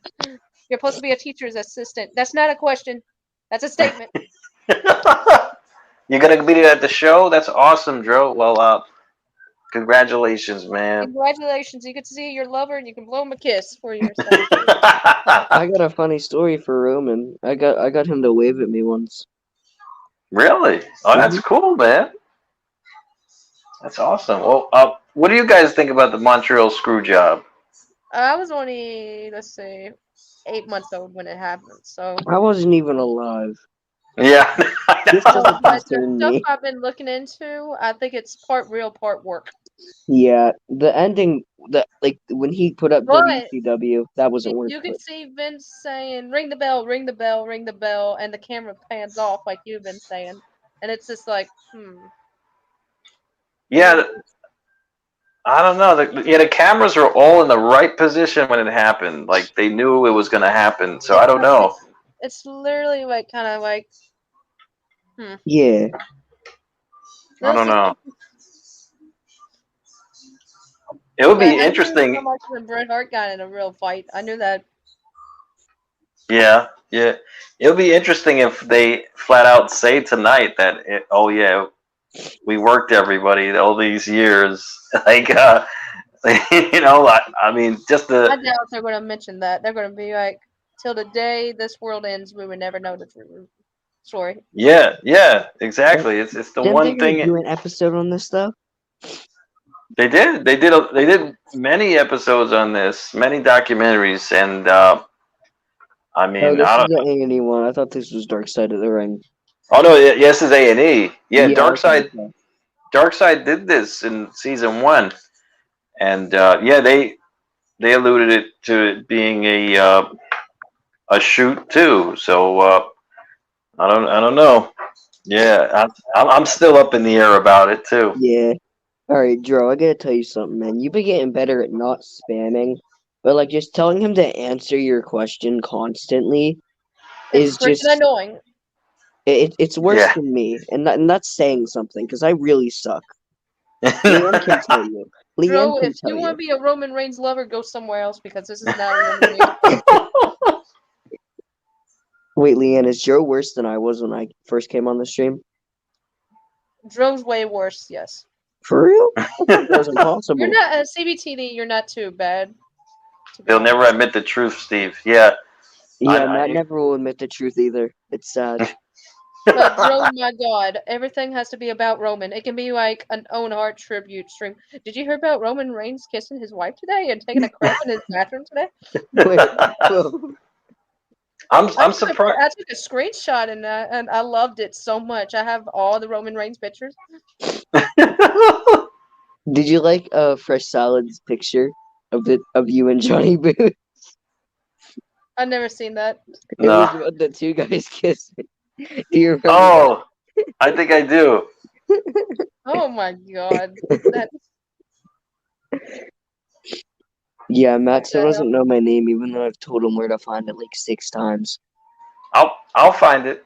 I will told find you it. it's not in a video, and you still look on a video. Yeah, I was looking in some video. They're like, someone had to say his name somewhere, but it's not. On A&E.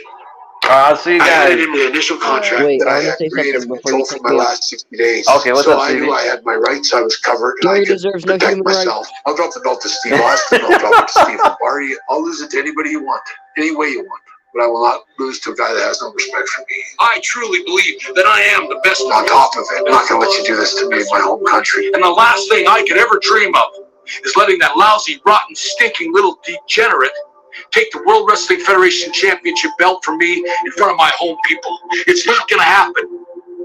After refusing and refusing and refusing to lose to Shawn Michaels, his plan is presented to Bret Hart. The entire time, a documentary called Wrestling with Shadows was being filmed independent of WWE about Bret Hart. Bret Hart has one last meeting with Vince McMahon. I got to just talk about what the finish of the Survivor Series 97 match is going to be. And he's still mic'd by the documentary crew.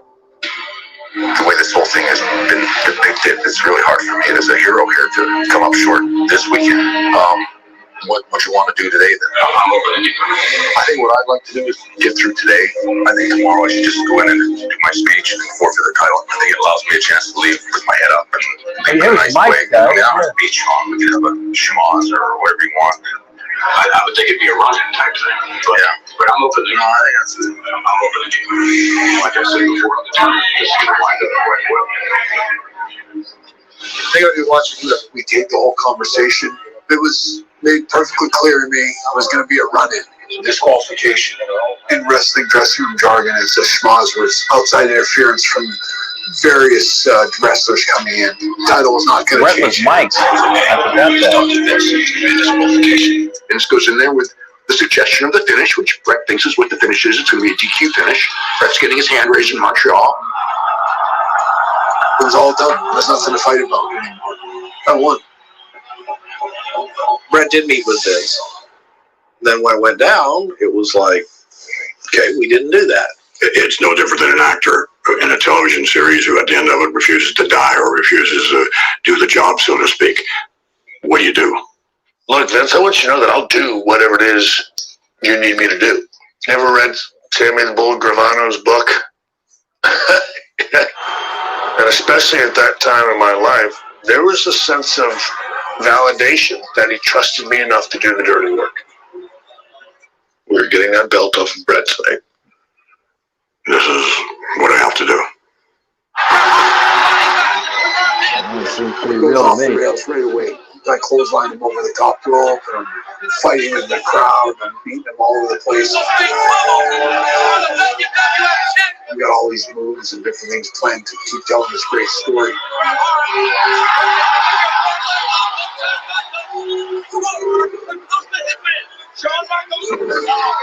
One of the spots called for Shawn to try to put a sharpshooter on me.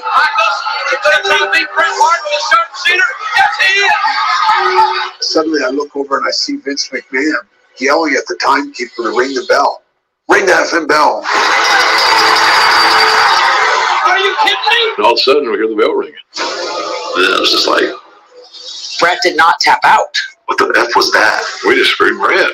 He got screwed. The bell was ringing. The referee was already signaling that I supposedly tapped out and gave up. Clearly, I was reversing the hold, and I was not giving up. It was a screw job. Well, Hebner got out of dodge. We're seeing something that we can't hardly believe that we didn't know was going to occur. He got jobbed out of the title for real. The deed was done. It was unlike anything I'd ever seen. Real guttural emotion. When they screwed me, I just was so angry and so disappointed that Vince chose to go that way. When the, as he calls it, Montreal Screwjob occurred, I wanted to make sure that Bret saw me out at ringside and know that what I did was the right thing to do, at least from my standpoint. He's really good at spitting. It's sorry to say. He's really good at spitting. Spit him right in his eye, yeah. I could have hidden. I could have not gone out to the ring at all. You know, I could have left the building. I could have done a lot of things. Rick Rude and Davey Boy came in the shower and they go, Vince is waiting for you. He wants to talk to you. As soon as I get dressed, if you're still here, I said, I'm going to knock you out. And he gave me one. Right in the temple on the left side. I hit him as hard as I could. I remember going 14 years for this guy. Christmases and birthdays, all the front turnbuckles, all the body slams I ever gave this guy. All the times I worked harder than I needed to. And just the gratitude that he showed me for all those years of working for him. I was going to connect. And it was the greatest punch I ever threw. When it had just first happened backstage, I was kind of confused, like what's going on, like Dad's mad, and it was more scary, kind of intense. And then on the flight home, I saw how it really hit him. It's actually the first time I ever saw my dad crying. It broke my heart to see him so upset by that. I don't think people understood how much that really meant to him. He felt very hurt, and it was like the ultimate betrayal for Bret to have Vince do that to him. Nothing like that had ever happened before in WWE. It was a part of the biggest shaft, certainly of the wrestling business ever. I wanted to go down in history in this business, and I didn't imagine it being like this, and it was just, you knew you were part of something incredibly big, but something that wasn't incredibly positive. Did you or did you not screw Bret Hart? Bret screwed Bret. I have no sympathy whatsoever for Bret. What I asked for was to be treated with respect on my way out. And if I had to do the whole thing again tomorrow, I'd do it exactly the same way. I resent people that intimate to me that I overreacted, or I didn't do the right thing, or I should have just done what I was told, or the hell with all those guys. It was a huge insult to me, and it really bothered me for a long time, to the point that it was really tough for me to move on from it. I look like Sheamus with mayonnaise. It's the lighting. Wrestling, being Stu Hart's kid is all part of that. I wasn't just some guy that got into wrestling. Wrestling was my whole life.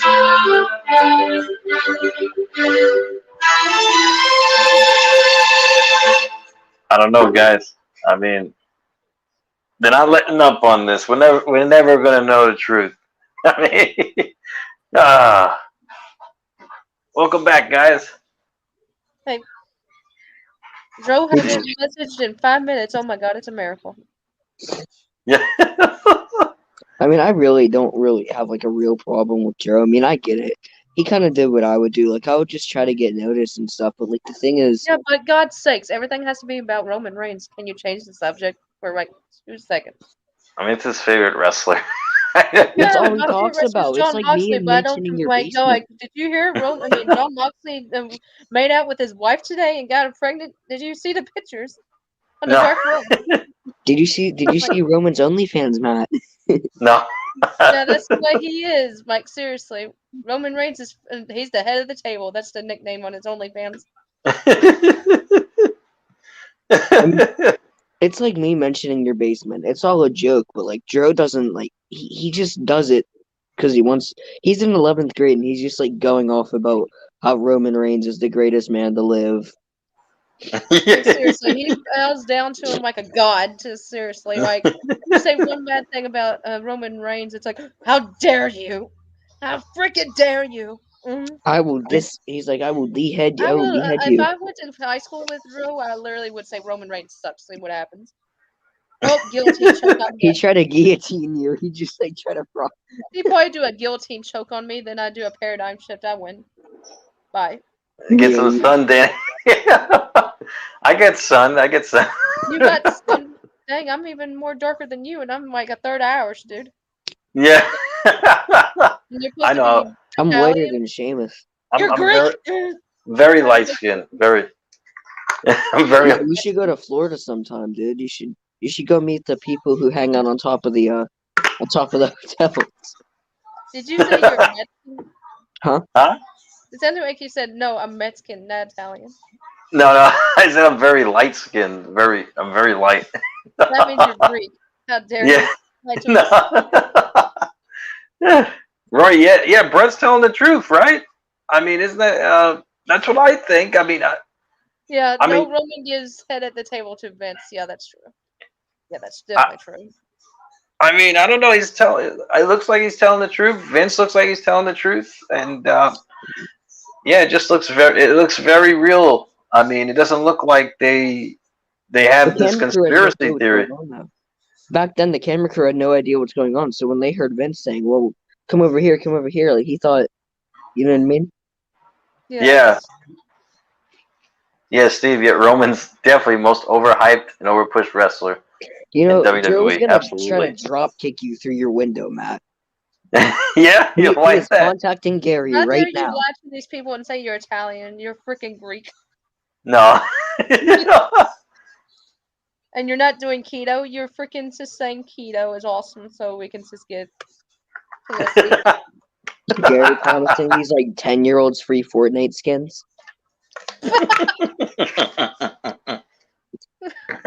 The keto warrior. Jelly Dan Black. Yeah. That would be pretty cool. Yeah, I'll be Sheamus's partner. Yeah. Rome, Italy. The only Gary lies about paying all the dealer he gets his drugs from too. He gets his drugs from himself. He probably plants them in the backyard. Yeah, he grows them wrong too. That's why his teeth came out. He grew them wrong. Idiot, dude. Oh, I got a the bobby and the kangaroos and the crocs. The Celtic warrior and the keto warrior. I was supposed to preheat my oven. No, I'm not kidding. Oh, it's okay. All right, we're back from commercial break, guys. I'll see you guys. Matt, there's no Not the same. It was just so hard, and he was disillusioned and disappointed. The day I got there, I wanted to turn that company around and just stuff it right down Yeah, Vince's Rory, I know, throat. man. But they were so stupid, they didn't know what they were doing. I spun my tires from the day I got there to the day I left. Yeah, Brett just looks depressed.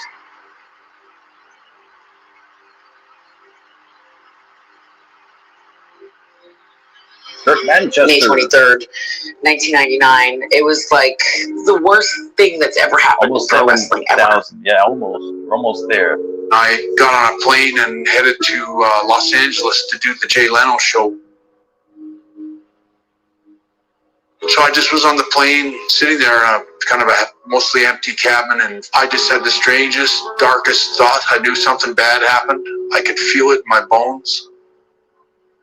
Finally, I checked my voice messages, and I got a message from a friend of mine that worked in WWE that Owen had died doing a stunt in the ring. The tragedy befell the Pro Wrestling Federation and all of us. Owen Hart was set to make an entrance from the ceiling, and something terribly, terribly went wrong. I don't know if the harness broke or what the malfunction was. I had to say something from my heart and from my soul. And he fell from the ceiling. When someone dies that you love, And I had the it just brings you to your knees. unfortunate responsibility to let everyone know that Owen Hart has died. Owen Hart has tragically died from that accident here tonight. I blocked so much of it out of my memory. He was special. He just was one of the most legitimately lovely men that I've ever known. To this day, I never heard anybody ever say one negative word about Owen Hart. It sounds It's never a good time to plausible, lose a you know. friend. It does. But he was young. He just so much going. It was just really, really hard. Yeah, it had some funeral, I heard. The actual funeral procession that went through town, Calgary came out great and strong for that. It was really impressive to see how much they cared. It was very sad to see, Kurt. I to lose a appreciate child that, like that, and Thank you so to much. a sport that created your family's persona, and now that's the very thing that has taken away your child. I really felt a lot of sympathy for Helen and Stu. He left a widow and two beautiful kids behind. Owen missed out on being a husband and a dad to his wonderful kids, and they missed out on growing up with their dad and the wonderful memories they would have had with him. Owen was the last Hart, this little golden, big, blue-eyed little boy.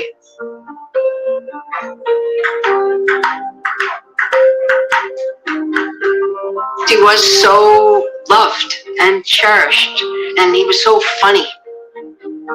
We will never get over Owen. We will never stop missing him. We will never stop thinking about him. We will never stop grieving.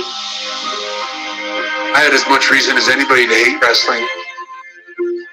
The more I thought about it, then I realized that Owen loved wrestling, just the same way I did. I can think of so many funny memories about Owen and the jokes he pulled and the things he did. And so many wrestlers loved Owen the same way. I wish a lot of times that I could talk to him and remember some of the great memories we had. We had so much fun being Bret Hart and Owen Hart. My mother and father, they did not recover. It was like a light went out. It aged my parents considerably. My mom died a few years later, and then my dad was somewhat brokenhearted after she passed away. Hey, RJ, He loved wrestling so much. You can wake my dad up at 4 in the morning and tell him that there's some Chippendale dancer down in the basement that wants to learn how to wrestle. And I'm telling you, he couldn't get his pants on fast enough. His whole life was wrestling, and he loved every bit of it. I was in the room when he passed, and it was a very peaceful passing. I could feel the power drain from the room. So I've always felt that it was an honor for me to be there, and I've always been grateful for it, and so glad that I was there at the end for him. There was a string of years there, like from '99 to 2004. My co-host is I went through a on lot the of tough stream at the stuff. same time as me. My career ended, which was really hard for me to accept. Bill Goldberg was a guy that, on a scale of 1 to 10 as a wrestler, he was a 0. He was just so reckless. He was a 0. So dangerous. A 0. He didn't know wrestling wasn't real. He kicked me so He didn't know hard, wrestling wasn't he would real. knock bricks out of a wall. He knocked bricks out of the wall, maybe.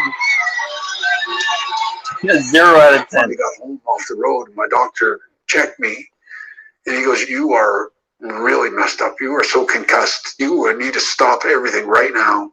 You know, you can fix certain things, but you only got one brain." Oh, nice. That's it. My career's over. I don't know where I had my stroke. After falling from his mountain bike, the crash triggered an acute stroke. I was in a wheelchair for 3 months. My left side was completely dead. Essentially, he had been reduced to an infant, learning to talk and walk all over again. The fact that I survived it and had the recovery that I did, and I count my blessings and I thank everyone that helped me. My first wife did help me a lot through that time period, which says a lot about her. No, he was the father of my children. We were still kind of going back and forth. still kind of seeing each other and still one foot in the door, one out. My first wife, Julie, we went through a lot together and we just grew apart. We got along really well about 50% of the time. And we really got along really badly the other 50% of the time. Right until we had all of the kids, it seemed like he was always gone. So I think I've always been a single parent the whole time we were married. He never took a break. Never took a break. We were both going through a lot, even myself, you know, pull away, come back, pull away. And eventually, nah, it's not going to work. We're not even the same people anymore.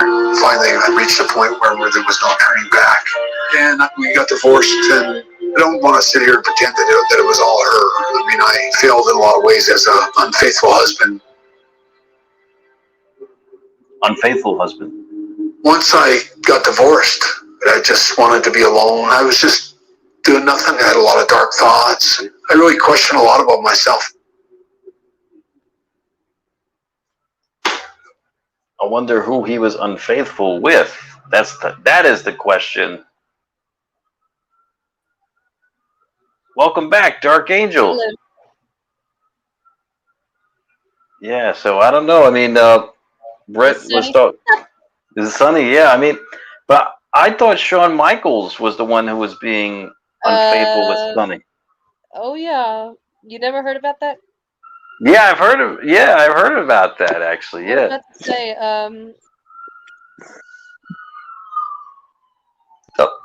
CBP. coming after you.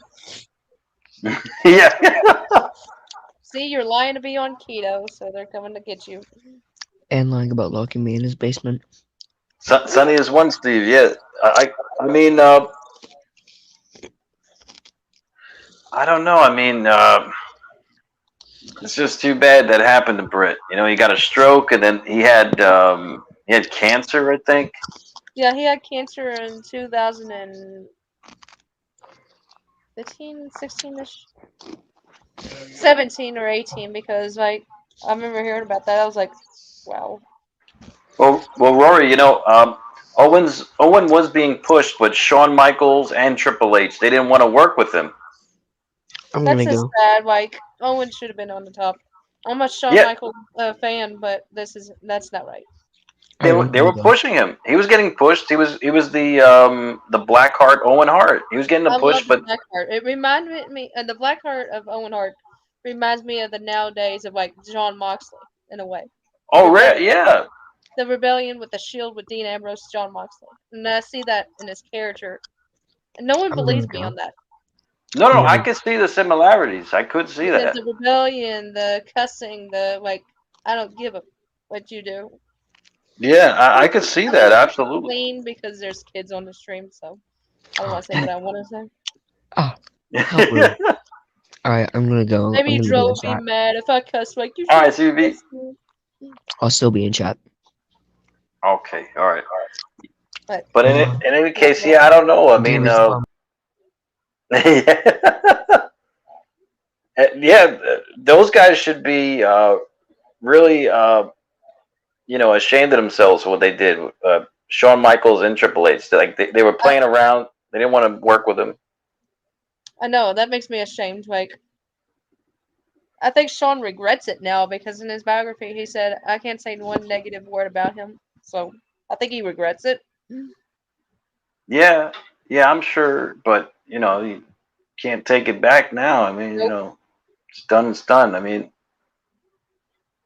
yeah, it's just a shame. I mean, he shouldn't have been up there at that time. I mean, you know, I know they did do those things before where he catapulted down from the rafters and stuff, but Yeah, you I know, it's a dangerous stunt. Oh yeah. I couldn't have done it. Yeah, I don't like heights. I wouldn't have. I hate I wouldn't have heights done it. with passion. Yeah, I wouldn't have done it. Forget it. I mean, I heard Danny was talking about there's a something going along that Stone Cold. There was a picture of him in the rafters like 2 hours before the incident happened. So Oh. I don't know if that has anything to do with it. Like he got Owen back or something, or I don't know for what he did to him. I'm not sure. I mean but that would be murder there. Yep, definitely. Jeez. All right. I'll see you after this. All right. Man. Was about the Montreal Screwjob, whether it was real, how it happened, did I really hit Vince McMahon? It just was like a constant downer in my life. It changed me in a lot of ways, made me a bit of an angry man and bitter about what happened. It was kind of like carrying around a big bag of rocks. You pick it up every day and you put it over your shoulder and you're carrying it around, and the best way to put it to bed was to drop the rocks, drop the whole bag, and make peace. What if I called Vince McMahon up and said, hey, let's bury the hatchet so I don't have to worry about it anymore? It's been 12 long years. 12 years. Since anyone's seen Bret Hart. This is amazing. After all these years, He was staying in deserved fans' that houses, moment. man? I didn't know that. It's like he had never left. That's nice. People were dying to see him. They were dying to acknowledge him, to give him a standing ovation. All those things are beautiful. Bret's legacy is timeless. Bret's body of work is timeless. Our WWE universe has never forgotten that. It's been 12 years since I've been back in the WWE, and I thank you from the bottom of my heart for carrying me in your hearts for all these years. And the very first thing I want to do is I want to call back there and ask Shawn Michaels to come out here. See me face to face. Now we're both realizing, oh my God, there's more to life than just the wrestling business. Who knew? I was good friends with Shawn Michaels when we were younger. You know, I had a hand in all that stuff too that happened with Shawn. You know, and it wasn't just me, the victim. You know, we're both guilty. We're synonymous with each other. We're such a big part of each other's lives and careers. Well, I do put myself in his shoes, and I have deep regret and deep remorse. You want to end it. You want to end it for him and certainly for yourself. You're not the only one. Bret has been carrying this around for 12 years. You're not the only one that wants to bury the hatchet. I think he did understand the real remorse and sorrow that I had about that entire time. I call for a truce, and I call for you to shake my hand, and if you want to bury the hatchet, let's bury it right now. You buried it. You buried that. Similar feeling for both of us. It was a release of those rocks. And That's going to be me and Gary in 12 years. We'll bury the hatchet. We'll bury the hatchet right now. A good lesson in my life, and I think it was a good lesson for Shawn. Healing's good for everybody, even in pro wrestling. And it sounds silly, but there are real life aspects of it that make it serious. With Vince, you know, I never forget what happened, but I also know that Vince did a lot for me. The man that I am today, I owe so much of it to Vince. One of the reasons that this whole Montreal thing was so personal between you and me, I was like a father figure to you. And I'd like to thank you for being the best there is. I'd like to thank you for being the best there was, the best there ever will be. That's before he screwed. Of course there were shenanigans. I mean, you can't have a WWE show without somebody getting kicked in the crotch. Good morning. That's right, Danny. My match with Vince wasn't the greatest match of my career by any means, but people laughed, people enjoyed it. It was a happy ending for me. Mr. McMahon taps to the You take that hell out of him with that steel chair. signature submission hold brings an end to one of the most volatile rivalries in WWE history. Bret Hart definitely screwed Mr. McMahon. Bret was right back where he belonged. Playing the stage and all. His character reminds me a lot of the Shawshank Redemption, Andy Dufresne. WWE is like the asylum. Bret like survives the asylum, and he's lived to tell his story. And more than anything, Bret gives people hope.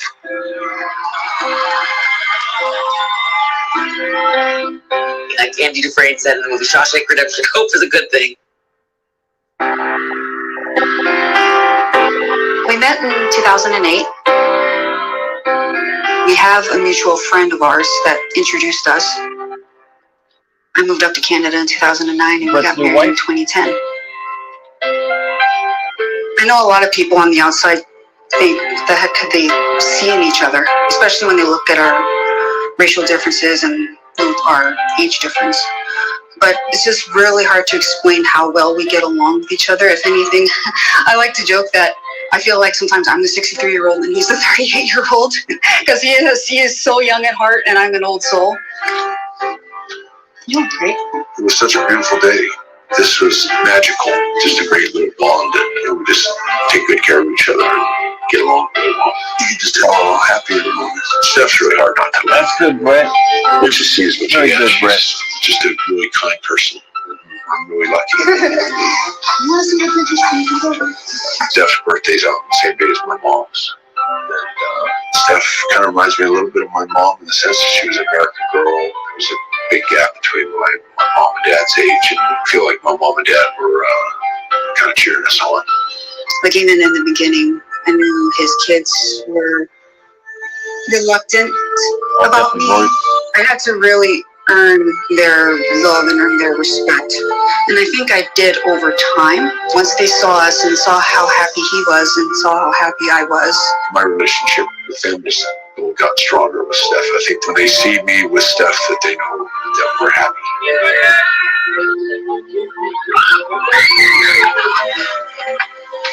Hey, Joe Bauer, what's going on?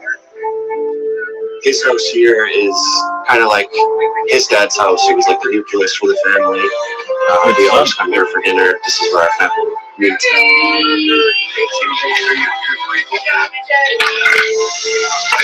Family is everything to him. My grandpa's legacy, and now my dad's following within the footsteps of that. He's created his own legacy, of course, but when you put it all together, it's actually such a beautiful story.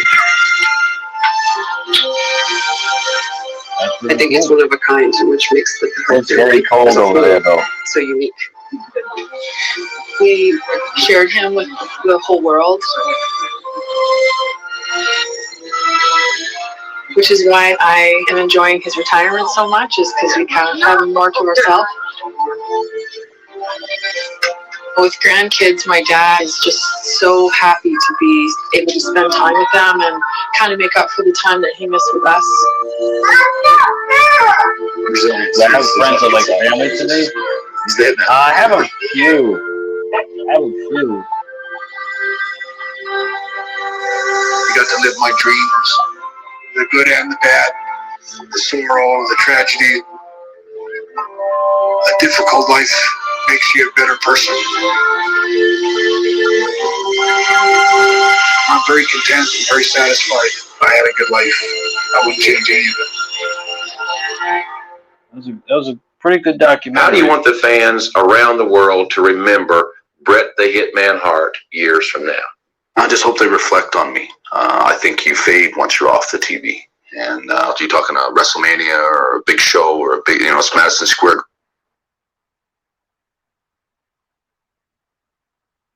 Garden. I'm still the best. You want somebody that stands up for right and wrong, and someone that speaks for justice. Someone who's not afraid to take on anybody and fight fire with fire. That's me. Oh, that's good. CCTV, that's awesome. All right. Wow, that was a pretty good documentary. Welcome back, Dark Angel. Hello. Hey, yeah, that was a pretty good documentary. I really liked it. It was pretty good. I recorded it so I get to see it tomorrow, but, well, I was here for most of it, so. Yeah. That's okay. But, yeah, I'm looking forward to more episodes because I actually like this show. The Shawn Michaels biography. Really good. Like, I didn't know, like, I knew he did cocaine or blow or speed, whatever you want to call it. So basically, like, I don't know why you call it blow, but they call it speed. I didn't see the Shawn Michaels one. I saw the Roddy Piper. Roddy Piper, oh my God, that made me cry. Yeah, that was a good one. Roddy Piper was a really good one. But the ending was so sad. And plus, I was a Roddy Piper fan anyway. And plus, he went through the same crap, kind of like the same crap that John Moxley did. So it made kind of like, wow. Yeah, I mean, also, yeah, I mean, yeah, he went through a hard upbringing. I mean, it was rough for him. Oh yeah, definitely. Yeah, I mean, yeah, it's a good show. I mean, it's. I think it's just as good, if not better, than Dark Side of the Ring. I never seen the Booker T one. I never seen the Ultimate Warrior one. I saw that one. That one was good too. It was more like lighthearted though. It wasn't like Dark they Side of weren't. the Ring, you said it was pretty down to earth, brutal, kind of brutal. Yeah, yeah. They really talked down to him, but they actually it was a little different with the biography one. This one they actually praised him more, but they were still Like you too. can't if that you can't just dread on the bad things. Let's just say that. I know. Yeah, exactly. Yeah, I saw the Macho Man one too. That one was really good. I've seen most of that one. Yeah, Macho Man was really good. I actually like that one. I mean, they went into detail about Miss Elizabeth and all that, and they even. Actually, Miss Elizabeth was from my state originally. Oh, really? Yeah. Wow, that's She's awesome. buried in Bardstown, Kentucky, which I lived literally 20 minutes from at one time. Oh, okay. Wow, that's incredible. I still think Lex Luger had something to do with her death. I still believe that. Well, he was on the show, the biography, and he spoke about it. He said he regrets it, and he wishes he could go back in time if he could, but he said he knows he can't. But I mean, I don't know. He seems sincere, but yeah, he had something to do with it. I mean, Yeah. I mean, they were both having fun, taking drugs and stuff, and yeah, it was a shame.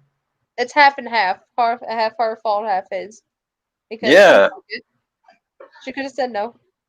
Exactly. Yeah. No. I mean, he didn't put a gun to her head, but still. Yeah. I mean, well, she was addicted. She was addicted to it. I'm sure. That's the sad thing about athletes anymore. Yeah. Well, are you going to watch the fight tonight, Dark Angel? No, not worth my time. No. I have to get up early anyway. Since Shane's got a new job now, I have to get up around 7 to 8 o'clock. Oh, okay. All right. Did I tell you his new job, or can I say it to the people now? Yes. Yes. Tell us. Yeah. Yeah, he's a delivery driver for a rental place. He drives all over the county, sometimes out of the county.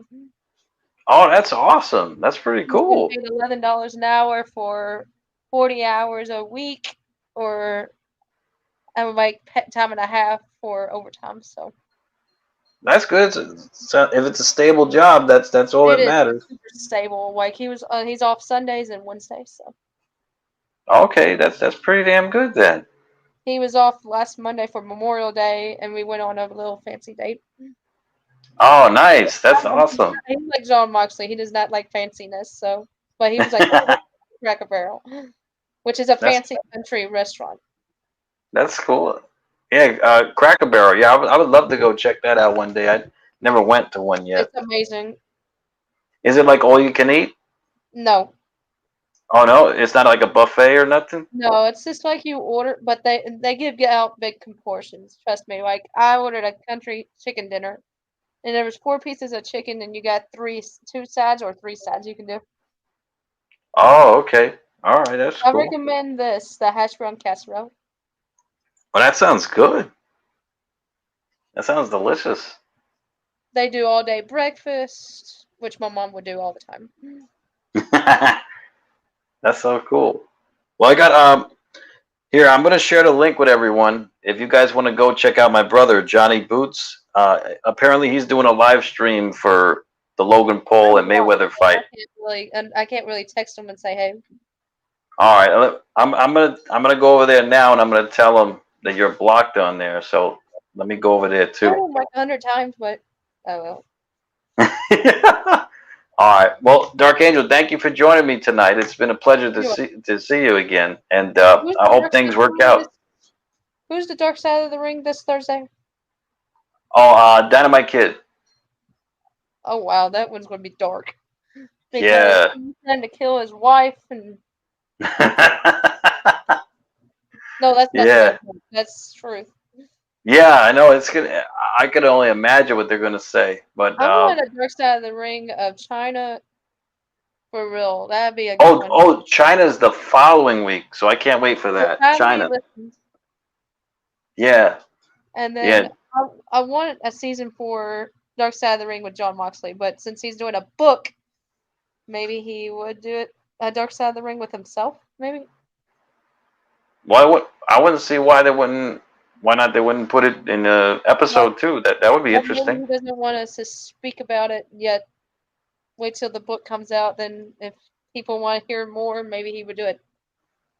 Okay, all right. But That's I cool. think he honestly, like, this is my opinion here. Before you leave, like with the Yeah. Stone Cold podcast, you probably seen that with Dean Ambrose, probably.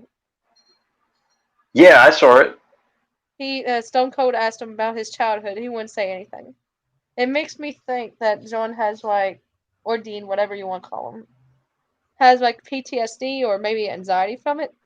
To be honest, because I was a psychology major at one time, just for fun. And if you don't talk about it or you're discouraged about it, there's something like kind of like you don't want. Something wrong. Yeah. Yeah. And it makes me sad because with my problems too, but let's not get in detail with my issues. This is Yeah. to say Dr. Phil. But That's you get okay. the point what I'm trying to say there. I do. Yeah, I do. Thank you, Dark Angel. Yeah. All right. So I'll see you next time, Dark Angel. It's always a pleasure to have you on the stream. I try to be on Thursday, but I have to do some. I'm in college again, so this one is about. This one's psychology / politics of early childhood education. So. Okay. All right. Well, hopefully it works out. Hopefully, So far, so good. I got 2.9 GPA, and if I get an A in this one, I possibly can get a 3.0 or a B in the class, so I can get a 3.0. So. Okay. All right. That's good, Dark Angel. Yeah. Just keep up studying, and hopefully it works out. I always study. I'd rather have my book in front of me instead of an ebook. I hate ebooks. Oh, ebook. Yeah, I don't like it either. Because right when you're reading it, it goes to switch something else, or it says the internet cannot connect, so you can't even read the freaking book. Yeah, it's messed up. All right, Dark Angel. Well, have a good night. I'll see you next time. See ya, Matt.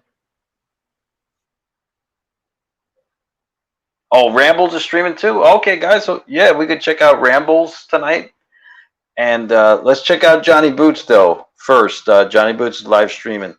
I'm gonna go over there too on the chat. There's the link.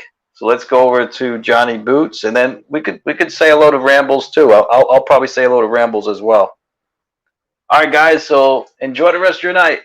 Be safe and be well. Really, Dolores? That's weird. Lots of people. Yeah, Colin. Lots of people are streaming tonight. Yeah, it's a big night. So be safe, be well, everyone. MATTROISE signing out. Good night, everybody. Let's go over to Johnny Boots stream.